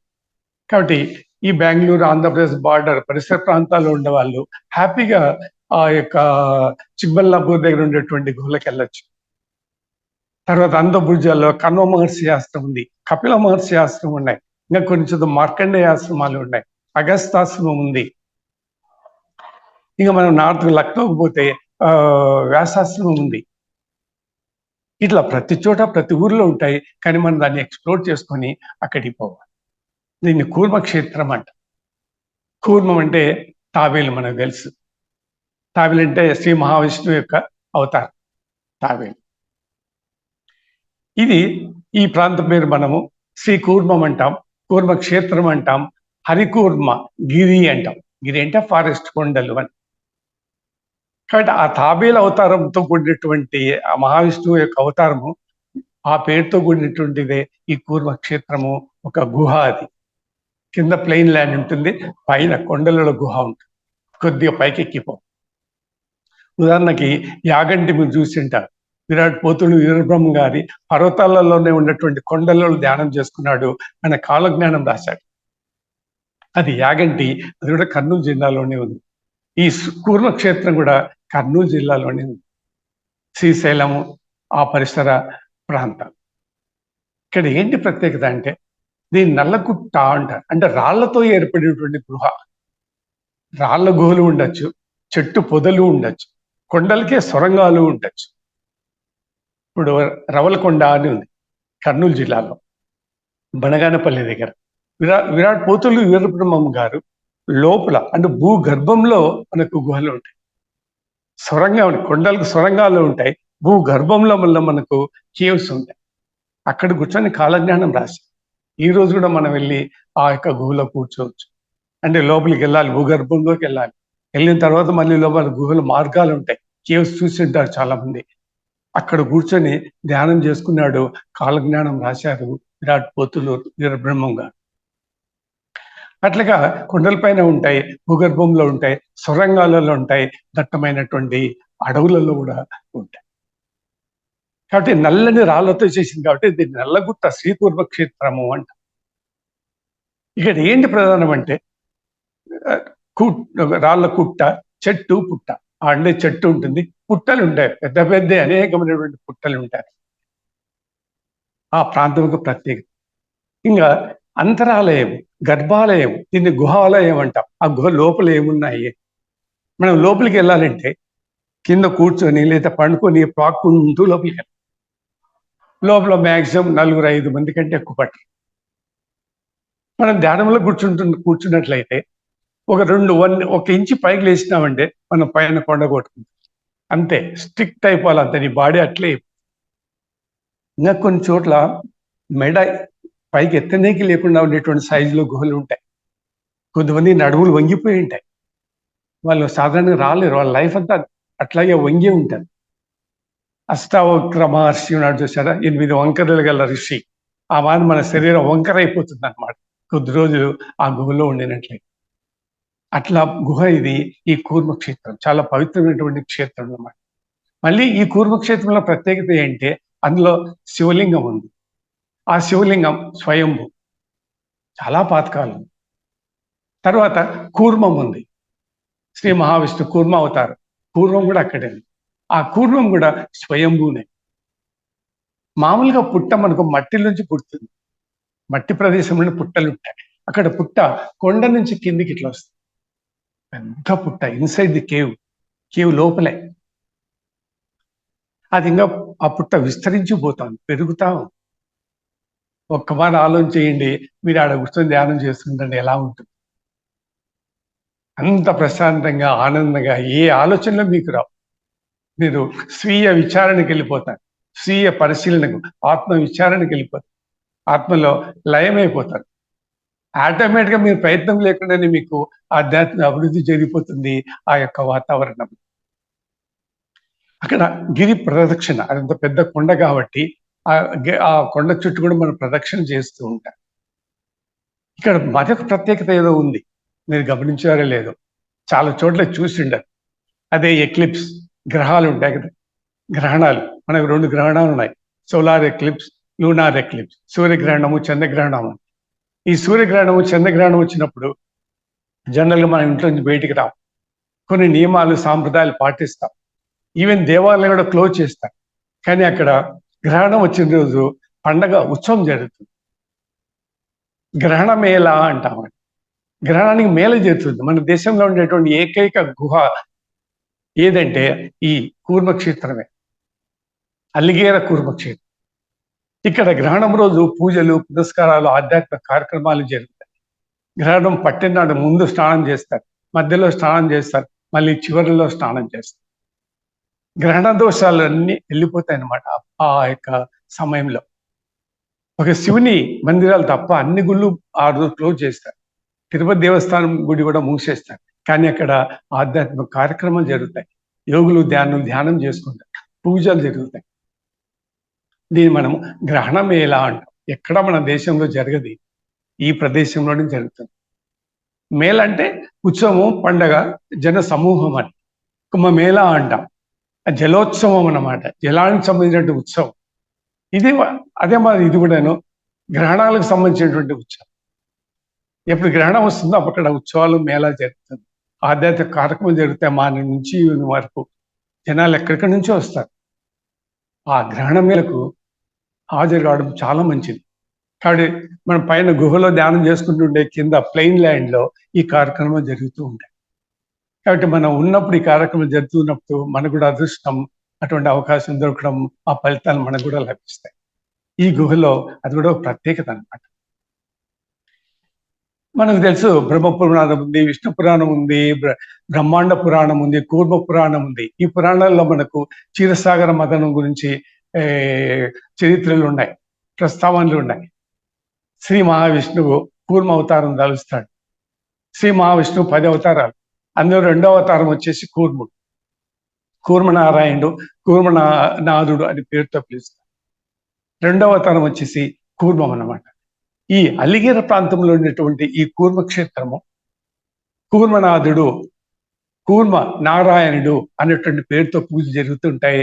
అది మహావిష్ణుకి అంకితం చేయబడింది అనమాట ఆ గుహ, ఆ ప్లేస్. అంత పవిత్రమైనటువంటి ప్రదేశం. ఇంకొక ప్రత్యేకత ఏంటంటే ఈ గుహకి ద్వారము జనరల్ గా మనకు ఉత్తర దిక్కున దేవాలయాలకు ఉండవు. అక్కడ ద్వారం వచ్చేసి గుడి ద్వారము ఉత్తరం దిక్కున ఉంటుంది. ఉత్తర ద్వారము మంచిది కదా, శుభమైంది, మంగళకరమైంది, మోక్ష మార్గము, స్వర్గానికి పోతారని చెప్తారు. అక్కడ ఆ గుడి యొక్క దేవాలయం ద్వారము ఉత్తర దిక్కునే ఉంది. చాలా ప్రత్యేకత అనమాట. ఉత్తర పక్కన దేవాలయాల గుడి ద్వారం ఉండడం చాలా తక్కువ. తిరుపతిలో ఉంది, అది ఎప్పుడో సంవత్సరానికి మారే తెరుస్తారు. ఇక్కడ మనం ఎప్పుడైనా వెళ్ళచ్చు, అదొక ప్రత్యేకత అనమాట. కాబట్టి ఆ గుహలో చాలా తక్కువ మంది పడతారు, 5-6 మెంబర్స్ ప్రశాంతంగా ధ్యానం చేసుకోవచ్చు. కావాలంటే రాత్రిపూట కూడా మనం అక్కడే ఉండిపోవచ్చు. చిన్న చిన్న వసతులు, మనకు కావాల్సిన వసతులు ఏర్పాటు చేస్తాం. ధ్యానం చేసి అక్కడ ఉండేవాళ్ళు, కానీ ఎవరు ఉండరు నైట్ టైం అక్కడ. పగలపూట కూడా ఎవరు ఉండరు. చెప్పాను కదా, ఎవరో బాటసారం, అది ఒకరు ఇద్దరు వచ్చి అట్లా పోయి నడుచుకుంటూ ఉండే దూరంగా కనిపిస్తారు, కానీ ఆ చుట్టుపక్కల ప్రాంతాల్లో ఎవరు మనకు మనుషులు కనపడరు. అట్లా ఉంటుంది అనమాట. కాబట్టి ఇద్దరు అట్టపోతే ధైర్యంగా ఉండవచ్చు, లేకపోతే ఏకాకి ఒంటరిగా ఉండాల్సిందే. విపరీతమైన పక్షుల శబ్దాలు, మాటల శబ్దాలు, ఆ శబ్దాల యొక్క విషయాల అర్థాలు మనకు అర్థం కావు. విచిత్రమైనటువంటి శబ్దాలు వస్తూ ఉంటాయి, సంభాషణలు వస్తూ ఉంటాయి, హాస్టల్ టాక్స్ వస్తూ ఉంటాయి. అటువంటి వాతావరణంలో మనం ఉండినట్లయితే మన మైండ్ ఎలా ఉంటుంది, సాధన ఎలా కుదురుతుంది, ఒక మారు ఆలోచన చేయండి. అటువంటి వసతి అన్నమాట. కాబట్టి క్షీరసాగర మదనము అన్నటువంటి ఒక చరిత్ర మనకు తెలుసు, పురాణాల్లో ఉంది. సముద్రాన్ని మదించి అమృతం బయటికి తీసేది చూసారు. అది మందర సముద్రంలో జరిగింది. ఆ మందర పర్వతాన్ని ఆ సముద్రంలో పెట్టి, కవ్వంగా పెట్టి దాన్ని మదించడం, చిలకడం జరిగింది. ఆ పర్వతం చుట్టూ ఆదిశేషుడు నాగులు చుట్టబడి ఉంటున్నాడు. దానితో వాళ్ళు ఇటు అటు లాగితే ఆ సముద్రం మదించడం జరుగుతుంది, చిలకడం జరుగుతుంది. దాని నుంచి వెలువడిందే ఈ యొక్క అమృతం. ఈ అమృత కలుషం కూడా ఈ గుహ పైనే ఉంటుంది. మనం లోపల గుహలో ధ్యానం చేసుకుంటుంటే ఈ అమృత కలుషము ఆ గుహ పైన ఉంటుంది. అది స్వయంభుగా ఏర్పడింది. అమృత కలుషము మన తలపైనే ఉంటుంది, కింద మనం ఉంటాం. అది కూడా స్వయంభుగానే. ఆడ 4 స్వయంభువులు: శివలింగం స్వయం, కూర్మం స్వయం, పుట్ట స్వయం, అమృత కలశం మన గుహ పైన ఉంటుంది, మన కింద లోపల ఉంటుంది. ఆ అమృతం కలశం మన తలపైన ఉంటుంది. ఇన్ని ప్రత్యేకతలు ఉన్నాయి. ఇవన్నీ మనకు స్వయంభూలే, సహజంగా ఏర్పడిన, ఎప్పుడో పాతకాలంలో ఏర్పడినది. ఇంతవరకు దాన్ని ఇంకా ఆదరణకు రాలేదు. దర్శించే వాళ్ళు లేరు, పోయేవాళ్ళు లేరు. ధూపదీప నైవేద్యాలు చాలా తక్కువగా జరుగుతాయి అంత దూర ప్రాంతం. కానీ ఒక్క మారు అటువంటి ప్లేస్ మీరు అలవాటు పడాలంటే మీరు వదలరు. ఆ జ్ఞాపకాలు, ఆ సంఘటనలు, గుర్తులు ఏం చేస్తారో తెలిసినా ఎప్పుడు మిమ్మల్ని రమ్మని పిలుస్తుంటాయి, మనం లాగుతూ ఉంటాయి, రండి రండి అని. ఎప్పుడు మనం వెళ్తుంటూనే ఉంటాం. అట్లుంటాయి ఆ ప్రదేశం. కాబట్టి శ్రీ మహావిష్ణువు తాబేలు రూపం దాలిస్తే ఆ తాబేలు యొక్క సైజ్ ఎంత తెలిసిన 1,00,000 యోజనల వెడల్పుతో ఉన్నటువంటి తాబేలు అన్నమాట. ఆ తాబేలు పైన ఈ మందర్ పర్వతాన్ని పెట్టేసి ఆదిశేషులతో కట్టబడినటువంటి ఆ కొండతో చిలకడం జరుగుతుంది. ఇలా ఉంటుందన్నమాట ఆ ప్రాంతం. అంటే ఆదిశేషం తల, తర్వాత తోకై. అక్కడ ఉండే శ్రీకూర్మ క్షేత్రం కూడా ఇదే ఆకారంలో ఉంటుంది. అడవే మనం చూస్తే మధ్యలో మనం ఉంటాం. మొత్తము గుడి అంతా ఈ యొక్క రూపంలో కనిపిస్తుంది మనకు. తర్వాత ఇంత పర్వతం అనుకోండి, నా బాడీ శిరస్సు వరకు. ఈ శిరస్సు పైన అమృత కలశం ఉంటుంది. కలశం ఎక్కడ మనకు? అమృత కలశము సముద్రం చిలికినప్పుడు సముద్రంలోంచి వస్తుంది. ధన్వంతరి పుడతాడు, నేను గుర్తుందిగా, ధన్వంతరి ఉద్భవిస్తాడు ఆ యొక్క సముద్రం నుంచి, అమృతాన్ని తీసుకొని వస్తాడు. అట్లాగా ఆ అమృతం ఆ పైన ఉంటుంది, అమృత కలశం. అది కూడా సహజంగా ఏర్పడింది. చూడండి, ధ్యానికి ఎన్ని సహజమైనటువంటి అడ్వాంటేజెస్ కానీ, ప్రయోజనం కానీ మనకు కలుగుతాయో. ప్రకృతి పరంగా సహజ సిద్ధంగా మనకు ఈ సిద్ధులు, ఈ వసతులు మనకు ఆడ ఉంటాయి. చాలా ఎక్కడైనా ఏ అరణ్యంలోకి పోయినా కూడా మనకు, ఏ యోగాశ్రమాలకు పోయినా కూడా మంచి వసతులు, అన్ని సౌకర్యాలు ఉంటాయి. ఎక్కడ పోయినా మనకు ఆ దేవతల యొక్క సందర్శనాలు, వాళ్ళ యొక్క ప్రయాణాలు, హాస్టల్ ట్రావెలర్స్, తర్వాత తదాసు దేవతలు, అశ్విని దేవతలు, డెమీ గాడ్స్, వీళ్ళంతా సంచరిస్తూనే ఉంటారు. తర్వాత స్వేచ్ఛా విహారులు, వీళ్ళంతా ప్రయాణిస్తూనే ఉంటారు. ఈ విధంగా ఉంటుంది ఈ కూర్మక్షేత్రము. కర్నూలు జిల్లాలో, ఆంధ్రప్రదేశ్లో కర్నూలు జిల్లాలో మనకు గుంటకల్ నుంచి కానీ, గుత్తికి నుంచి కానీ ఈజీగా ప్రాంతానికి చేరుకోవచ్చు. కాబట్టి గుంటకల్ నుంచి, గుంటకల్లు, పత్తికొండ, తర్వాత ఆస్పిరి చిన్న మండలం, గ్రామం. అక్కడి నుంచి 5 కిలోమీటర్స్ మనము నడుచుకుంటూ వెళ్ళాలి, లేదా ఆటోలో వెళ్ళచ్చు, చిన్న స్కూటర్లో వెళ్ళచ్చు. అప్పుడప్పుడు బస్సులు కూడా వెళ్తూ ఉంటాయి ఉత్సవాల సమయంలో. మనలాంటి వాళ్ళైతే మనం నడుచుకుంటూ ఆ కూర్మక్షేత్రానికి వెళ్ళాల్సిందే. కాబట్టి ఉత్తరం దిక్కున ద్వారం ఉండి టెంపుల్ ఉండడం అనేది చాలా ప్రత్యేకమైనటువంటి విషయం అన్నమాట ఈ కూర్మక్షేత్రంలో. ఇటువంటి కూర్మక్షేత్రం మన శ్రీకాకుళం జిల్లాలో కూడా ఉంది. శ్రీకాకుళం 15 కిలోమీటర్ల దూరంలో ఉంది. అక్కడ స్వామివారు పడమటి దిక్కున మనకు దర్శనం ఇస్తారు. ఆడ 2 ధ్వజ స్తంభాలు ఉంటాయి. చాలా ప్రత్యేకత. అది కూడా 12వ శతాబ్దానికి సంబంధించింది. అది కూడా కూర్మక్షేత్రం. కాబట్టి ఈ కూర్మక్షేత్రానికి పోతే క్షీరసాగర మథనం ఎలా జరిగిందో ఆ చిత్రం ఎట్లా ఉంటుందో అదే చిత్రంలో మనకు ఆ గుహ ఉంటుంది. 9 పుట్టలు ఉంటాయి. 9 పుట్టలు మనకు దీని చుట్టూ ఉంటాయి అన్నమాట. దాని చుట్టూ ప్రదర్శన చేసే వాళ్ళు కూడా ఉన్నారు. నాగదోషాలు ఏమైనా ఉంటే పోతాయి. తర్వాత శాపాలు ఏమన్నా ఉంటాయి, నాగశాపాలు ఉంటే వెళ్ళిపోతాయి. కాలార్థ దోషాలు ఉంటే వెళ్ళిపోతాయి. తర్వాత గ్రహ దోషగా రాహు కేతు దోషాలు ఉంటే వెళ్ళిపోతాయి. ఎందుకు రాహు కేతువే కదా ప్రధానమైనటువంటి వ్యక్తుల్లో అప్పుడు క్షీరసాగర మథనం సమయంలో మనకంతా స్టోరీ తెలుసు. కాబట్టి ఆ రాహు కేతు యొక్క దోషాలు ఉన్నా కూడా మనకు వెళ్ళిపోతాయి. మనకి ఎన్నో ఆధ్యాత్మిక ప్రయోజనాలు కూడా మనకు లభిస్తాయి ఈ కూర్మక్షేత్రంలో ధ్యానం చేసుకున్నట్లు. అన్ని వసతులు ఉన్నాయి, సదుపాయాలు ఉన్నాయి, అక్కడికి పోవడానికి మార్గాలు కూడా ఉన్నాయి. ప్రయోజనాలు, ఈ ప్రయోజనాలే కాకుండా మనకు ఆధ్యాత్మిక అభివృద్ధి సులభంగా జరుగుతుంది. విజువలైజేషన్ లభిస్తుంది. తర్వాత సెల్ఫ్ కంట్రోల్, ఒక వ్యక్తికి సెల్ఫ్ కంట్రోల్ ఉండాలన్నమాట. ఎవరో గురువు ఆ వ్యక్తిని నియంత్రణకు నువ్వు నియంత్రణలో ఉండాలి. సెల్ఫ్ డిసిప్లిన్ ఉండాలి. సెల్ఫ్ కాన్ఫిడెన్స్ ఉండాలి. స్వీయ నియంత్రణ అంటాం, స్వీయ డిసిప్లిన్, స్వీయ కాన్ఫిడెన్స్. నీ పైన నమ్మకం, ధ్యాని సరైన మార్గంలో పోతుందని నీ బుద్ధిపూర్వకంగా ధ్యానం చేస్తూ అటువంటి ప్రయోజనం మనకు ఇటువంటి గుహలో ధ్యానం చేస్తే శ్రీకూర్మక్షేత్రంలో మనకు లభిస్తాయి. తర్వాత మైండ్ క్లారిటీ, స్పష్టత ఉంటుంది మనకు. మైండ్ కన్ఫ్యూజను తిక్కమక్కగా ఉండడానికి లేదు. విషయంలో కానీ, పాయింట్స్లో కానీ, జ్ఞానంలో కానీ స్పష్టత, క్లారిటీ అన్నటువంటి మైండ్ మనకి ఏర్పడుతుంది ఆ గుహలో ధ్యానం చేస్తుంది. తర్వాత ఫోకస్ అంటే మెదడు యొక్క ప్రసారం అంటాం. మెదడు యొక్క దృష్టి ఫోకస్ ఎలా పోతుంది, అటువంటి ఫోకస్ మనకు దొరుకుతుంది అక్కడ. అంటే మైండ్ ప్రసారం అంటాం. ప్రసారం ఉంటుంది కానీ మైండ్ ప్రసారం ఎట్లా ఉంటుంది అంటే ఫోకస్, ఇంగ్లీష్లో దాని ఫోకస్ అంటాం. అటువంటి ఫోకస్, మైండ్కి ఉండే శక్తి ఇది ఫోకస్. ఆ శక్తి మనకు లభిస్తుంది. కాన్సన్ట్రేషన్, ఏకాగ్రత కుదురుతుంది. మనకు ముఖ్యంగా కావాల్సింది ఏకాగ్రతనే ధ్యానంలో.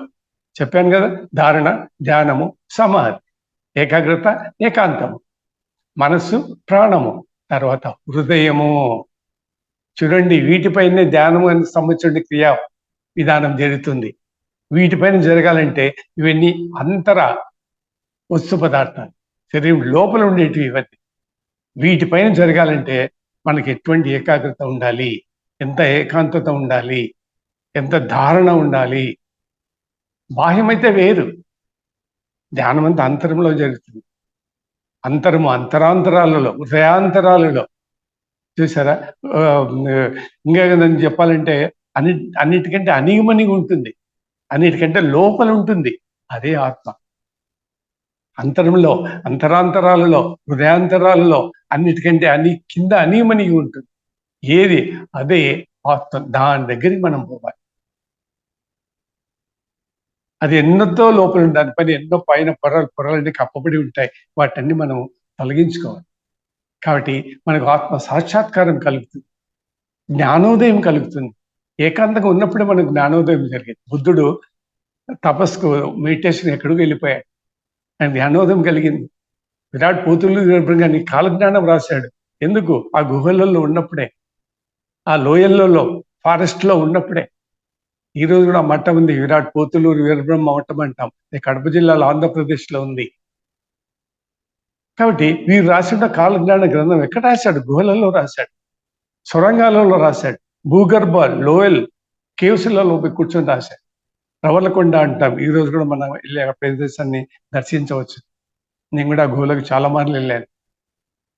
అట్లాగా అటువంటి ప్రాంతాలకు వెళ్ళినట్లయితే ఆ ప్రాంతం యొక్క శక్తి మన పైన ప్రభావితం అవుతుంది.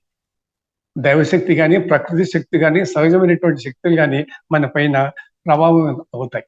అంతర్శక్తులతో పాటు మనకు బాహ్య శక్తులు కూడా కావాలి. బాహ్య శక్తులతో మనకు లింక్ కావాలి.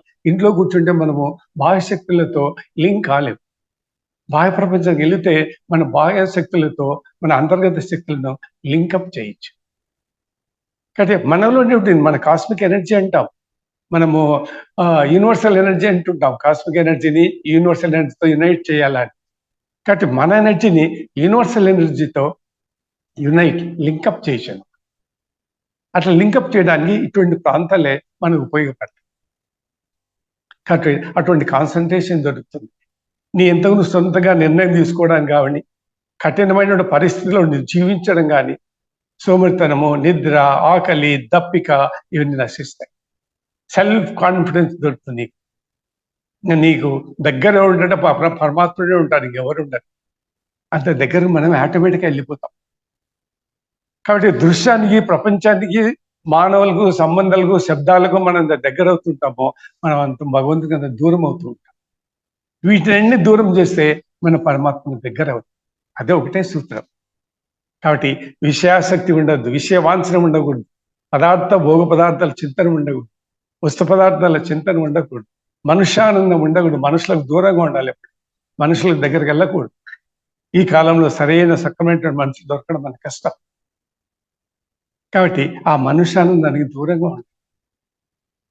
ఇట్లా మనకు అనేకమైనటువంటి ఆధ్యాత్మిక ప్రయోజనాలు, ధ్యాన ప్రయోజనాలు ఎన్నో కలుగుతాయి. Third eye opening, for example, sixth sense, non sensual శక్తులు, పవర్స్ అంటే super natural powers, extra natural powers, external powers, అలౌకిక అభౌతిక శక్తులు, ఆ శక్తి కూడా మనకు లభిస్తాయి.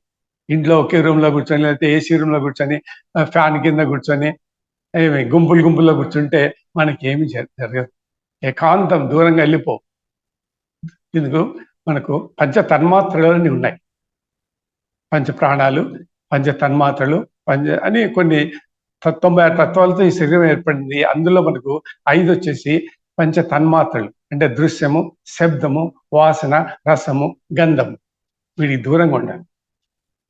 ఇవన్నీ కూడా అంతరమే, అయినా కూడా ఈ అంతరాన్ని నువ్వు సాధించాలి. కాబట్టి వీటికి దగ్గరగా పోరాదు, వీటికి దూరంగా ఉండాలి. దృశ్యము, శబ్దము, రసము, గంధము, స్పర్శ, అటువంటి ప్రదేశాల్లో మనకు ఈ యొక్క ప్రయోజనం కలుగుతుంది. కాబట్టి కురుక్షేత్రానికి ఎందుకు ప్రాధాన్యత అంటే ఇటువంటి లక్షణాలు ఉన్నాయి, ఇటువంటి ప్రయోజనాలన్నీ మనకు కలుగుతాయి. ఆ ప్రయోజనాల కొరకైనా సరే మనం అక్కడికి వెళ్ళాలి. ఆ ప్రాంతంలో చూడండి, ముఖ్యంగా రాత్రిపూట మనము వీళ్ళు హాస్టల్ ట్రావెలైట్స్, స్వేచ్ఛా విహారులు, తర్వాత రకరకాలటువంటి ట్రాన్స్ ట్రావెలైట్స్ ప్రయాణం చేస్తుంటారు. వాళ్ళతో మనకు ఆధ్యాత్మిక అనుభవాలు కలుగుతాయి, ఆధ్యాత్మిక అనుభూతి కలుగుతుంది, ఆధ్యాత్మిక సంబంధాలు ఏర్పడతాయి, ఆధ్యాత్మిక సంభాషణ జరుగుతుంది. వాళ్ళతో సంభాషణ చేయొచ్చు, మనం సంభాషణ చేయొచ్చు, వాటితో సంబంధం ఏర్పడుతుంది. అదే గొప్ప వరం మనకు. అక్కడ పోతే మనకు లభించేటువంటి వరాల శక్తులు ఇవే. ఇవి ఎంత కష్టపడేమో సాధన చేసుకున్నా కూడా ఇంట్లో కూర్చొని లభించవు. ఏకాకేవు దృశ్యమాన ప్రపంచానికి దూరం వెళ్ళు. నీ శరీరం ఉండే శత్రువులు దృశ్యము, శబ్దము, వాసన, రసము, గంధము, స్పర్శ, వాటి వదిలేయి, దూరం పో. విషయాశక్తిని ఉండరాదు, పదార్థ భావన ఉండరాదు, భోగ వస్తువుల విషయాలకు సంబంధం ఉండకూడదు, తర్వాత మనుష్యానందం ఉండకూడదు, మనుషులకు దూరంగా వెళ్ళిపోవాలి. మనోవృత్తులు ఉండకూడదు, చిత్తవృత్తులు ఉండకూడదు, బుద్ధికి వృత్తులు ఉండరాదు, ఇంద్రియ వ్యాపారాలు ఉండరాదు. ఇవన్నీ నశిస్తేనే ధ్యానం కుదిరేది. కాబట్టి వీటికి అంత దూరంగా వెళ్ళిపోవడానికి మనకు ఇటువంటి స్థలాలు ఉపయోగపడతాయి. ఆ ప్రయోజనాలు మనము పొందడానికి అదే శ్రీ కూర్మక్షేత్రం యొక్క గొప్పతనం. ఎందుకంటే ఆ కూర్మక్షేత్రం చాలా మార్లు వెళ్ళాను, పోయినప్పుడల్లా అక్కడ చాలా రోజులు ధ్యానం చేసుకుంటూ ఉంటాను. ఆ జ్ఞాపకాలు, గతంలో వచ్చిన జ్ఞాపకాలని మళ్ళీ అప్పుడు గుర్తు చేస్తూ ఉంటాయి. ఆ ఘట్టాలు రమ్మని పిలుస్తూ ఉంటుంది ఆ గుహ, ఎప్పుడు రా మళ్ళీ రా అని. కాబట్టి అప్పుడప్పుడు ఆ ఆకర్షణ లాక్కెళ్తుంది అనమాట, అక్కడికి తీసుకెళ్తుంది. ప్రస్తుతం అక్కడ ఆ గుహను ఏజీ నరేష్ అనేటువంటి వ్యక్తి సూపర్వైజ్ చేస్తున్నాడు, ఇన్ఛార్జిగా చూసుకుంటున్నాడు, సేవా దృక్పథం దాని కార్యక్రమాలు చేస్తుంటాడు అక్కడ. మనం అక్కడ పోయి ఉండాలనుకున్నట్లయితే తప్పకుండా మనకు వారి యొక్క సహాయ సహకారాలు అందుతాయి. కాబట్టి ఈ సందర్భంగా ఈ నరేష్ గారు కూడా నేను ధన్యవాదాలు తెలుపుకుంటున్నాను. మీరు కూడా సాధకులు అందరూ కూడా ఒక మారు ఈ ప్రాంతాలకు వెళ్ళండి. ఎంత వర్ణించినా కూడా అది తృప్తి తీరదు. ఒక మారటకు వెళ్ళి తీరాల్సిందే. ఎవరు వాళ్ళ అనుభూతి పొందాల్సిందే. ఎన్ని గంటలు మనం బోధన చేసినా కూడా ఇంకా కొదవనే ఉంటుంది. పూర్తిగా వర్ణించలేని వ్యవస్థ అది. సొంతంగా మనంతగా మనమే అనుభూతి పొందాలి. కాబట్టి మీరు అక్కడ శ్రీకూర్మ క్షేత్రము కర్నూలు జిల్లాలో ఉండే అక్కడికే వెళ్ళండి లేదు. ఇటువంటి గుహలు చాలా చోట్ల ఉన్నాయి. ప్రతి ఊరిలో ఊరికి బయట ఉంటాయి. ఊరు బయటికి వెళ్ళిపోండి. సాధ్యమైతేనే ఫ్రెండ్స్, సినిమాలు, టీవీలు కాకుండా ఒక్కరు ఏకాంతంగా నడుచుకుంటూ పోండి బయటికి. ఊరు బయటికి వెళ్ళిపోండి. మఠాలు ఉంటాయి, పీఠాలు ఉంటాయి. అక్కడ సాధువులు ఉంటారు, సన్యాసులు ఉంటారు. వాళ్ళని కలవండి. ఇంకా ముందుకు అట్లా వెళ్ళిపోతుంటే మీకు ఇన్ఫర్మేషన్ దొరుకుతూ ఉంటుంది. జన సంచారం లేని ప్రదేశాలు కూడా ఉంటాయి. అదే గుహలు. గుహ అంటే ఏంటి? ఇరుకైన రహస్య ప్రదేశము అని. ఇరుకైన రహస్య ప్రదేశం అని. ఇప్పుడు ఉదాహరణకు మనము బాబాజీ, మహావతార్ బాబాజీ గురించి చెప్పుకుంటాను. ఈ మహావతార్ బాబాజీ కూడా హిమాలయ పర్వత కొండల్లో ఒక గుహలో ఉన్నవాడే. ఆ గుహను కూడా నేను చాలా మాల గుహకి వెళ్ళాను. ఇట్లా గుహలలో మనకు చాలా అనుకోకుండానే, ఊహించకుండానే, ఆ ప్రయత్నం లేకుండా మన ఎన్నో శక్తులు, జ్ఞానము మనకు సహజంగా లభిస్తుంటుంది. ఆ ప్రాంతం యొక్క ప్రాధాన్యత ఇంపార్టెంట్. ఆ ప్రాంతం యొక్క ఆధ్యాత్మికత వాతావరణం, ఆ వాతావరణం చూసారా? ఆ వాతావరణం ఎప్పుడు తొణికిసలాడుతూ ఉంటుంది.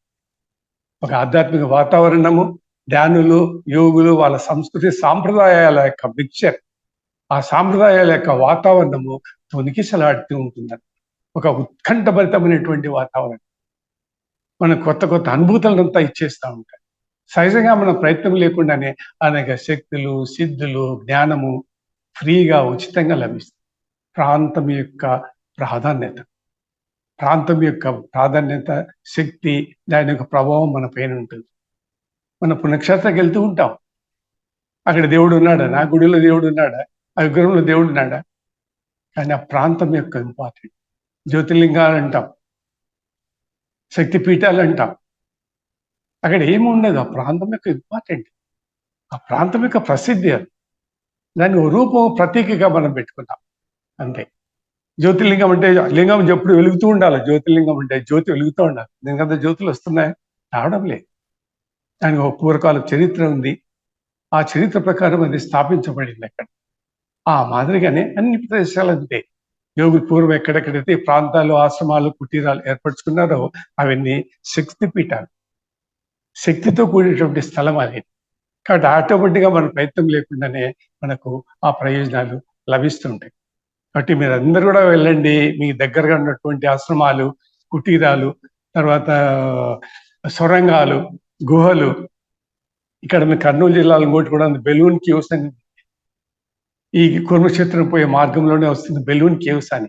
ఆ బెలూన్ కేవ్స్ లోపలికి వెళ్తే కన్నా మన లోపల అన్ని గుహలే. ప్రశాంతంగా చల్లటి ఏసీ ఉన్నట్టు ప్రశాంతంగా మనము ధ్యానం చేసుకోవచ్చు. చల్లటి వాతావరణం, అంత కింద లోపల భూమి లోపల ఎక్కడో భూగర్భంలో ఉన్నా కూడా మన చల్లటి వాతావరణం, ఎయిర్ వస్తూ ఉంటుంది, వాటర్ సోర్స్ వనరులు ఉంటాయి. ఇటువంటి వసతులు ఉన్నటువంటి ప్లేసెస్కి మనం వెళ్ళచ్చు. కాబట్టి ప్రతి ఊర్లో, ప్రతి ప్రాంతంలో కొన్ని కొన్ని కొన్ని ప్రసిద్ధి చెందినటువంటి కొండ ప్రాంతాలు ఉండే ఆశ్రమాలుగా ఉన్నాయి. అవన్నీ ఋషుల పేర్లతో పిలువబడుతుంది. నైమిషారణ్యం ఉంది ఉదాహరణకి, లక్నో దగ్గర నైమిషారణ్యము, వ్యాసాశ్రమం, కన్వాశ్రమం ఉంది, కపిలాశ్రమం ఉంది, అగస్తాశ్రమాలు ఉన్నాయి. ఇలా ప్రతి మునితో, ఋషితో ఒక ఆశ్రమం ఉంది. కొండ ప్రాంతాల్లో హిమాలయ పర్వతాలు ఇంకా కొల్లలు గుహలు ఉంటాయి. ఒకరు ఉండేది, ఇద్దరు ఉండేది, ముగ్గురు ఉండేది, 5 మంది ఉండేది, 10 మంది ఉండేది. కాబట్టి అటువంటి గుహలు కొన్ని నేను 10-20 గుహలు చూశాను. ఆ గుహలలో జీవించాను. అటువంటి ఆ కోణానికి చెందింది ఈ అలిగేర కూర్మక్షేత్రం. ఇది కూడా ఒక కేవ్. కాబట్టి ఆ ప్రాంతంలో ఏజీ నరేష్ గారు మనకు అందుబాటులో ఉంటారు. మీరు ఎవరైనా అయితే వాళ్ళు కాంటాక్ట్ కండి. మనకు కావాల్సినటువంటి ఏర్పాట్లు కానీ, సదుపాయాలు కానీ, మన సహాయ సహకారాలు అందిస్తారు. ఎందుకంటే మనం ఒంటరిగా పోయిన వాళ్ళు అక్కడ భయపడడానికి అవకాశం ఉంటుంది. ఏకంగా ఒంటరిగా ఉండాలి, రాత్రి కూడా భయపడతారు. ఎందుకంటే మనకు అటువంటి అలవాట్లు ఉండవు మన జీవన విధానంలో. అలవాటు పడిన వాళ్ళకైతే పర్వాలేదు, వాళ్ళు పోయి వస్తూ ఉంటారు. కానీ మొదటిగా ఫస్ట్ టైం పోయే వాళ్ళకి ఇబ్బందికరంగా ఉండొచ్చు. నరేష్ గారిని కాంటాక్ట్ అయితే మీకు అన్ని సదుపాయాలు కలగజేస్తాను. కాబట్టి మిమ్మల్ని అందరూ కోరుకునేది కూడా నేను ఈ విషయమే. మీరందరూ మీ ఇల్లు ప్రతిరోజు చేసే స్థలం కాకుండా బాహ్య ప్రపంచానికి వెళ్ళండి, ప్రకృతిలోకి వెళ్ళండి. సహజంగా ఉండేటువంటి వాతావరణం, మన ఆకాశం కనిపిస్తూ ఉండాలి ఎప్పటికీ. అటువంటి చోటుకి వెళ్ళండి. సహజంగా మనకు కొన్ని శక్తులు, ప్రకృతి శక్తులు ఉంటాయి. మనకు అవి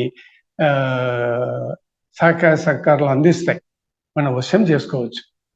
అది దాని యొక్క ప్రాధాన్యత. కాబట్టి కొద్దిపాటి ఈ యొక్క వర్ణనతో ఈ టాపిక్ ముగిస్తున్నాను. కాబట్టి గుహలు, మనకి ఎన్నో పుస్తకాలు ఉన్నాయి, ఆశ్రమాలు, గుహలు, వీటిని గురించి ఆ పుస్తకాలు చదవండి.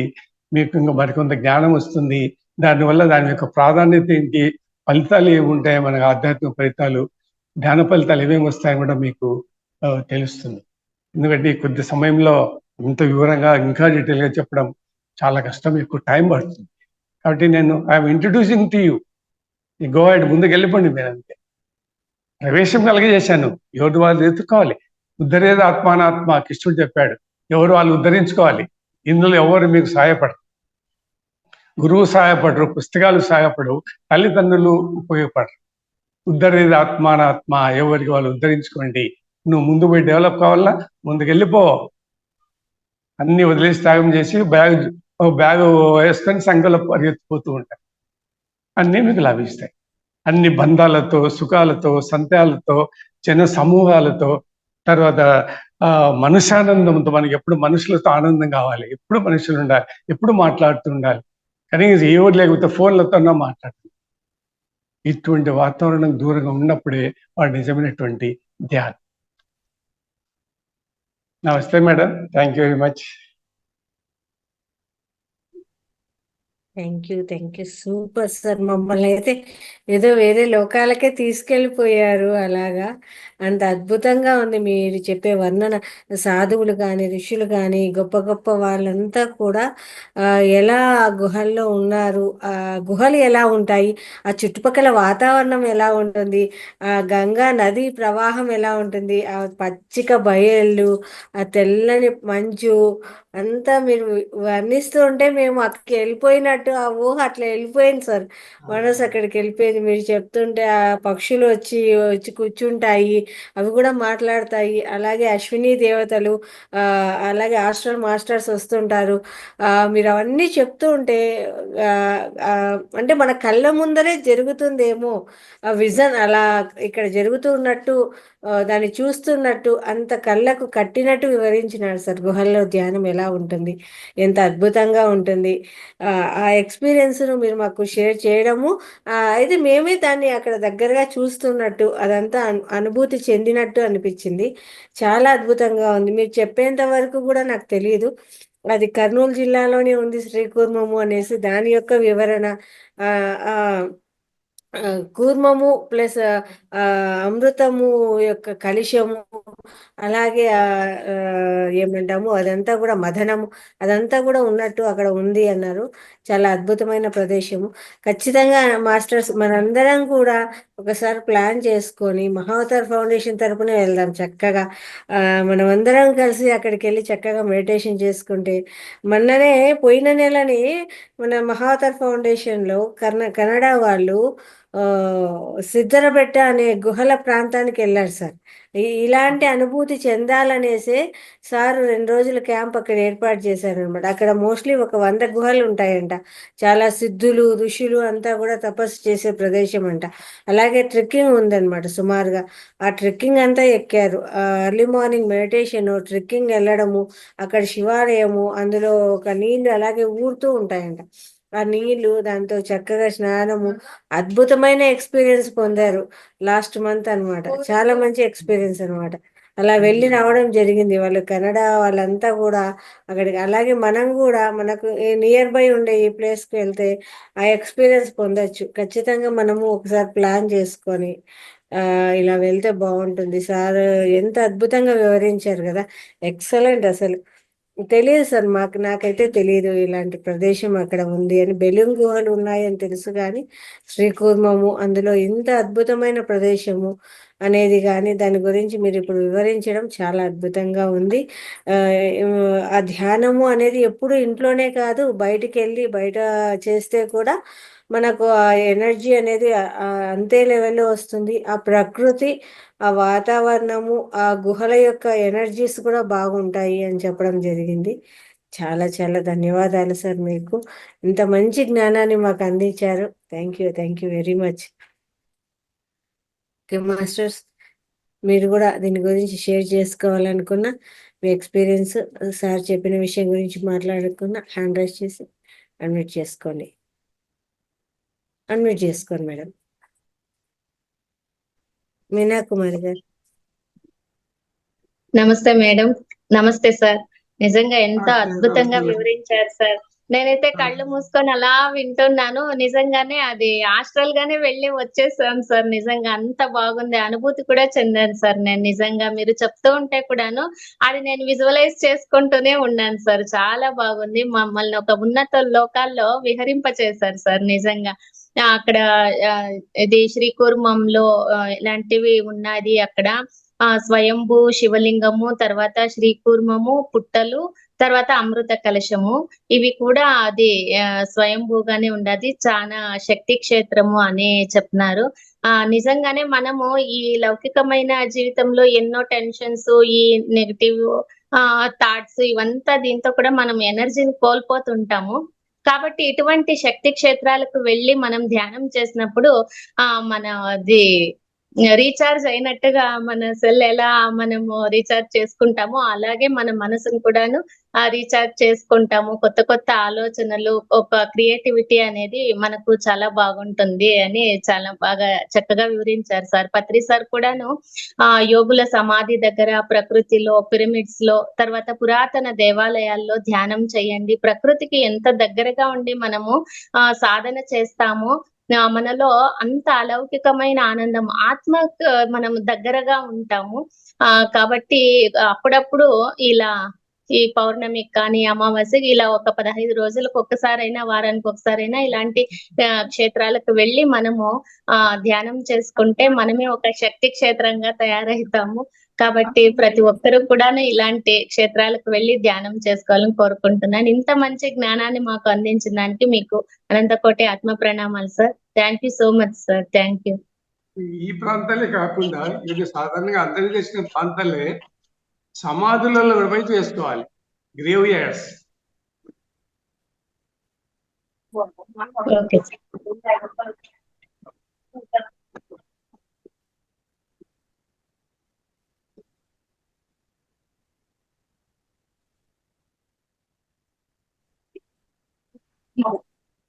గురువు గారు నమస్కారం అండి. నమస్తే, నమస్తే సార్. సార్, ఈ కుర్మక్షేత్రానికి ఇది ఏజీ నరేష్ నెంబర్ ఏమన్నా అక్కడ అడ్రస్ ఏమన్నా ఉంటే ఫౌండేషన్ కి ఇవ్వండి, గ్రూప్ లో పెడతారు. ఓకే, నేను మేడ గారు పంపిస్తానండి. పెడితే గ్రూప్ లో పెడితే మేము వెళ్ళినప్పుడు అక్కడ మాకు నా తెలంగాణ సార్, వరంగల్ జిల్లా. Okay, okay. మా తెలంగాణ కూడా చాలా ప్రాంతాలు ఉన్నాయి, మీకు మంచి మంచి గుహలు ఉన్నాయి. తెలంగాణ సార్ మంచి కొండలు, ఫారెస్ట్లు, గుహలు చాలా ఉన్నాయి. అవును సార్. ఎక్కడ మన దగ్గర మన చుట్టుపక్కల ఉన్నట్టు ఊళ్ళల్లో కూడా మనకు ఉంటాయి. అంటే గుహలు, సార్ కొండలనే కాకుండా, దేవాలయాలే కాకుండా సమాధులు, గ్రేవ్ యార్డ్స్, సమాధి శ్మశానాల్లో కూడా మనం ధ్యానం చేసుకోవాలా. దాన్ని కూడా ఎక్స్పోజ్ కావాలి మనం. అప్పుడప్పుడు వెళ్ళేసి మన శ్మశానాల్లో ధ్యానం చేసుకోవాలా. దానికి సపరేట్మైన ఒక విద్యా జ్ఞానం ఉంది. ఎందుకు చేయాలి, దాని ప్రయోజనాలు ఏంటి అని. అఘోరి బాబాలు ఎందుకు శ్మశానంలో ఉంటారు, అంత గొప్పవారు ఎందుకు అయ్యారు? గ్రేవ్ యార్డ్స్ ఉంటే మనకి అన్ని శక్తులు, సిద్ధులు, వాస్తవ జ్ఞానము, జీవన రహస్యాలు, వైరాగ్యము అన్నిటి గురించి మనకు తెలుస్తుంది. కాబట్టి సార్, గురు దీని గురించి గోపురాలు కూడా కాకుండా సమాధులలో కూడా అప్పుడప్పుడు మనం ధ్యానం చేసుకోవాలి ఒంటరిగా. అప్పుడప్పుడు నైట్ టైం కూడా సమాధుల్లో జీవించాలి. మేడం, దీని గురించి కూడా ఒక రోజు పెట్టియన్స్ మేడం. ఈ టాపిక్ మీద కూడా. ఉంటుంది సార్, చెప్తారు సార్, చెప్తారు. Okay, okay. Thank you sir. Thank you. Yes. ఇంకా పద్మ మమత గారు ఎస్ మ్యామ్. మాట్లాడండి. సార్ చెప్పినట్టుగా అది మేము ఎక్స్పీరియన్స్ అయితే జ్ఞాపకాలు వస్తున్నాయి మ్యామ్. అంటే కర్నూలు అది శ్రీశైలం మ్యామ్. శ్రీశైలంకి వెళ్ళినప్పుడు అక్కడ ఫారెస్ట్ ఉంటుంది. బోట్ దిగేసి అక్కడికి వెళ్తాం కదా మ్యామ్, ఫారెస్ట్ అక్కడ. సో మా సార్ వాళ్ళు తీసుకెళ్లారు, మా సార్ వాళ్ళు తీసుకెళ్ళినప్పుడు అక్కడ స్టే చేసాం సార్. నైట్ మెడిటేషన్ చేసాం, పౌర్ణమి మెడిటేషన్ అనేసి. ఎక్సలెంట్ గా బాగా జరిగింది సార్ ఆ రోజు. నెక్స్ట్ డే కూడా ఒక స్టెప్స్ ఇట్లా దిగి ఇట్లా ఉంది కదా సార్, అక్కడ సాధువులు కూడా ఉంటారు. ఆయన బ్లెస్సింగ్స్ కూడా ఇచ్చారు సార్. మాకు అలా ఎక్స్పీరియన్స్ కలిగింది సార్ నాకు. అండ్ బెలూన్ కేవ్స్ ఇట్లా ప్లేసెస్ కూడా వెళ్ళాం సార్. చాలా మంచి ప్లేసెస్, బాగా అన్ని పోయిన ప్లేస్ అన్ని ఎక్స్పీరియన్స్ గుర్తుకు వస్తున్నాయి సార్ నాకు. అక్కడ మీకు పరిసర ప్రాంతాల్లో మహానంది కూడా ఉంది. మహానంది కూడా అవును సార్, వెళ్ళాం సార్. యాగంటి అన్ని ప్లేసెస్ కూడా వెళ్ళాం సార్. మీరు చెప్తుంటే అన్ని ప్లేస్ వస్తున్నాయి సార్.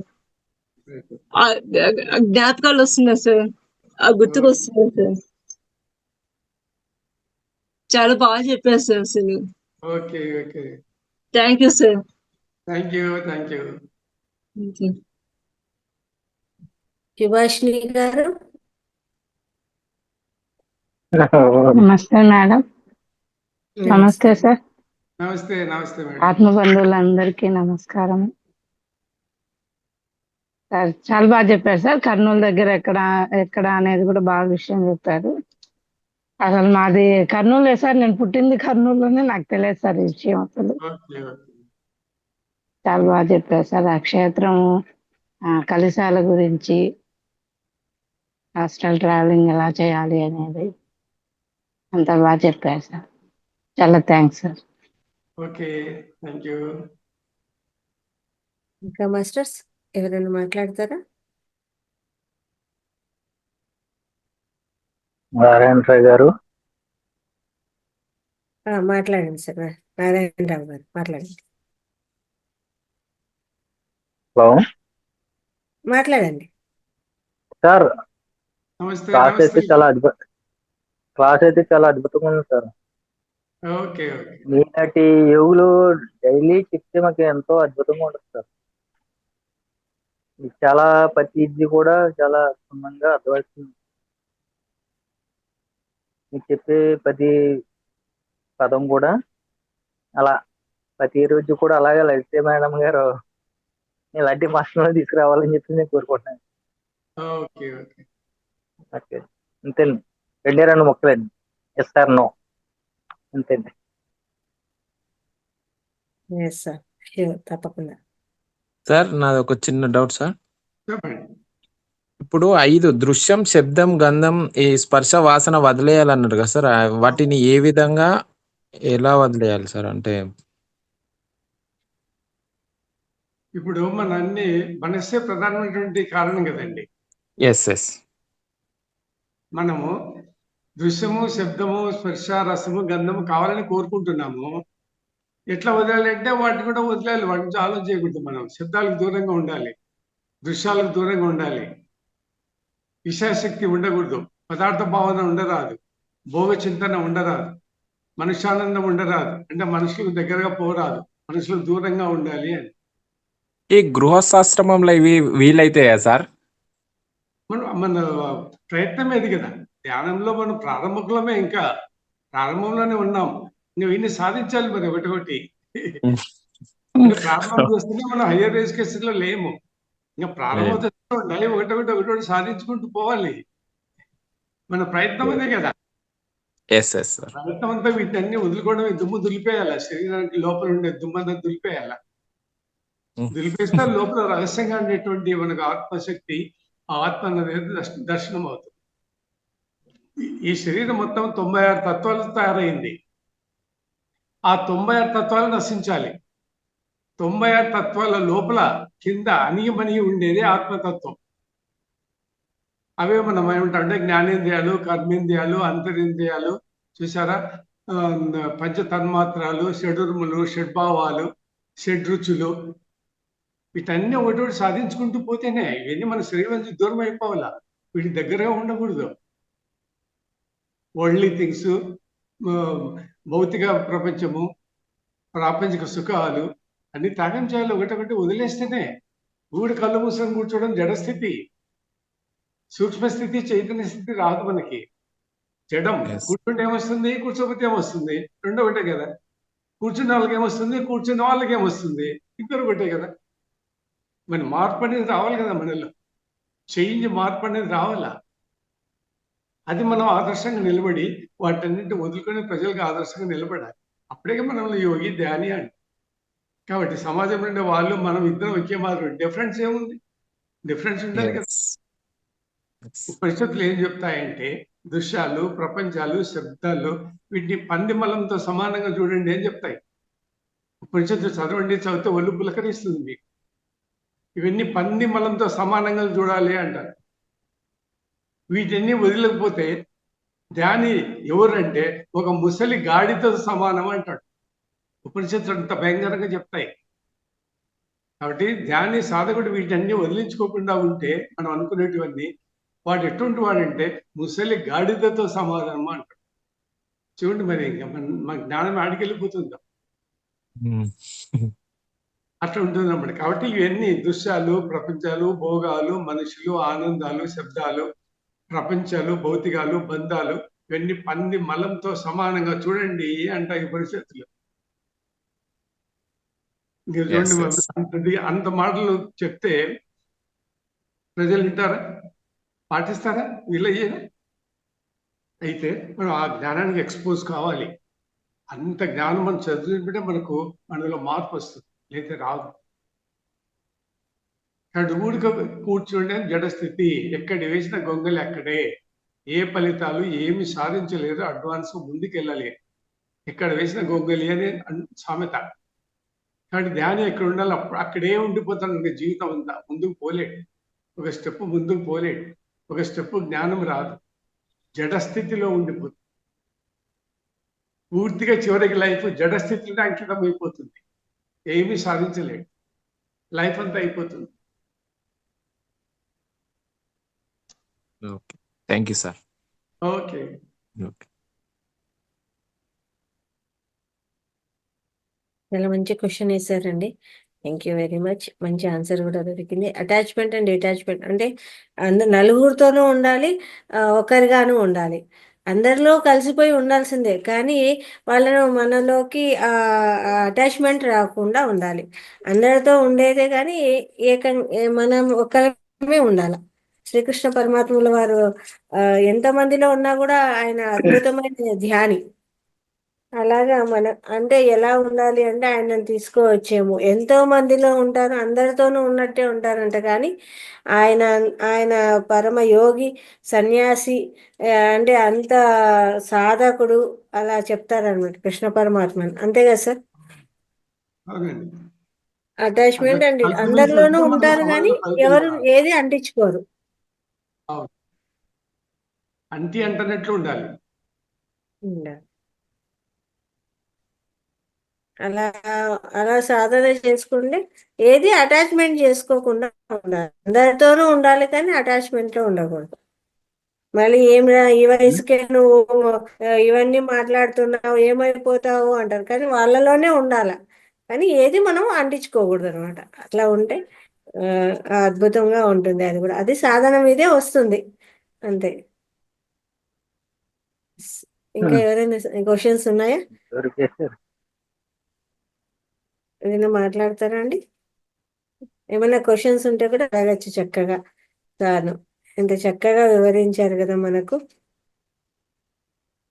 నేను బట్టమేడ వేస్తున్నాను.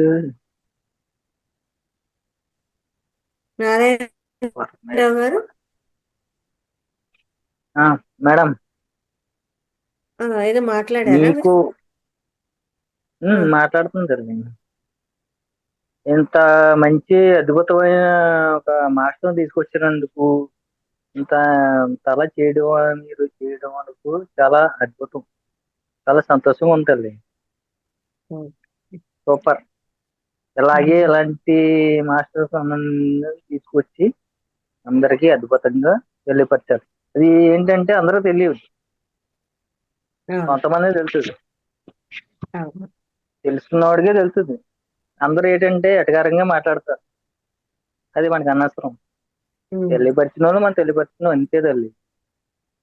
సూపరు, అద్భుతం. క్లాస్ అయితే సూపరు, ఫస్ట్ నుంచి సూపరు. ఓకేనమ్మా. అంటే ఆదివారం సండే క్లాస్ ఎందుకు మిస్ అయింది తెలియదు. ఏంటండి? సండే క్లాస్ లేదు. సండే క్లాస్ ఉండదండి. పొద్దున పూట విశ్వస్వస్థ ధ్యానము అని మాత్రమే ఉంటుంది అనమాట. అవును అవును, మనం పత్రిక దాంట్లో జాయిన్ అయిపోయినా ఇంకా మీ క్లాస్ ఉండదు లేదని చెప్పలేదు కదా మీ మేడం మీరు. ఆదివారము సెలవు ఉంటుందండి, ఆదివారం క్లాస్ ఉండదు. అది మీకు చెప్పలేదు కదా అని చెప్పేసి నేను మామూలుగా అంటే మనకు లింక్ లోనే మెన్షన్ చేయడం జరుగుతుంది అనమాట. ప్రభుత్వ సెలవు దినాల్లోనూ ఆదివారాల్లోనూ సెలవు ఉంటుంది అని లింక్ లో మెన్షన్ చేయడం జరుగుతుంది. అది చెప్పాలి కదా తల్లి. ఆదివారం క్లాస్, సోమవారం కలుసుకుందాము అని చెప్పింటాను. ఏంటంటే డైలీ కంటిన్యూ అయిపోతున్నాం మేము. ఆ రోజు అవ్వలేదు. ఏంటి ఏదన్నా డిస్కస్ చేశారా ఏంటి ఎన్ని చూసి లింక్ లోనే మెన్షన్ చేసింటాం సార్. షెడ్యూల్ కూడా పంపించాం అన్నమాట. ఆల్రెడీ షెడ్యూల్ పంపించడం జరిగింది. లింక్ లో కూడా మనము పెట్టిన లింక్ లో కూడా మెన్షన్ చేయడం జరిగింది అనమాట. అది చూసుకోండి. నాకు రాలేదు. Okay sir. సరే, అవన్నీ ఎందుకు ఆర్గ్యుమెంట్స్ ఎందుకని తల్లి. సూపర్, అద్భుతం. Class is very good. ఎలాంటి మాస్టర్స్ తీసుకొచ్చి అలా చేయిస్తే చాలా అద్భుతంగా, ప్రపంచం అద్భుతంగా ఉంటుంది తల్లి. ఓకేనా? Thank you. ఇంకా ఇంకా ఇంకా ముందుకు వెళ్తాం. ఏంటంటే వెనక్కి వెళ్తున్నారు అందరూ. ఎవరు కూడా నిజం అన్నది, మాట అన్నది ఎవరు వింటలేదు. మనం ఒక మంచి చెప్తుంటే వెనక్కి వెళ్తాం. అందరూ తెలియపరచాలంటే మనం ఇంకా ఇంప్రూవ్మెంట్ అవ్వాలి. పత్రిజీ గారు సందేశం అనుకోండి. ఎప్పుడే రెండు ముక్కలు మాట్లాడతాను. ఈ రోజు 3 ముక్కలు మాట్లాడారు. Thank you for your suggestion. ఓకేమ్మా. సరే. ఓకే, ఇంకా ఎవరైనా మాట్లాడతారా? ఏమైనా డౌట్స్ ఉన్నాయా అండి? Okay master, thank you sir. మాకు ఇంత అద్భుతమైన కాన్సెప్ట్ ఏదైతే గుహలలో ధ్యానము అనే దాని గురించి తెలియజేశారు. అలాగే ఆ కొత్త అంటే ఒక వేరే లోకానికే తీసుకెళ్ళిపోయారు మమ్మల్ని అందరినీ కూడా. మీరు చెప్పే ఆ ఊహ అంతా కూడా మేము అలా ఊహించుకుంటూ అక్కడికి వెళ్ళినట్టు, ఎప్పుడు వెళ్తామో తెలియదు కానీ మీరు ఆ హిమాలయాలు కానీ అవన్నీ చెప్పినప్పుడు చాలా అద్భుతంగా అనిపించింది సార్. అదంతా కూడా మా కళ్ళ ముందు కనిపించినట్టు అనిపించింది. అక్కడికి వెళ్ళిపోయినట్టు అనిపించేసింది అనమాట. అంత అద్భుతంగా వివరించారు. Thank you. మీకు అనంత కోటి ఆత్మ నమస్కారాలు sir. Thank you very much. ముందు కూడా మనకు ఇలాంటి సెషన్స్ చాలా రావాలని, మీ ద్వారా ఎన్నో మాకు క్లాసులు రావాలని కోరుకుంటున్నాం sir. Thank you very much sir. Yes sir. Okay masters, అందరూ కూడా సార్ గట్టిగా ధన్యవాదాలు తెలియజేద్దాము. ధన్యవాదాలు సార్. Thank you. ఓకే, తిరిగి రేపటి సెషన్లో కలుసుకుందామండి. అందరికి రేపటి సెషన్లో రేపు మార్నింగ్ మరి యోగా ఉంటుంది, క్లాసులు ఉంటాయి. అలాగే 11 గంటలకు కూడా మెడిటేషన్ ఉంటుంది. తిరిగి రాత్రి 9 గంటలకు యథావిధిగా క్లాస్ ఉంటుందండి. అందరూ కూడా చక్కగా రేపటి క్లాస్లో కలుసుకుందాం. అంతవరకు సెలవు. Thank you sir. Thank you very much. Okay madam. Thank you. Good night. Yes sir.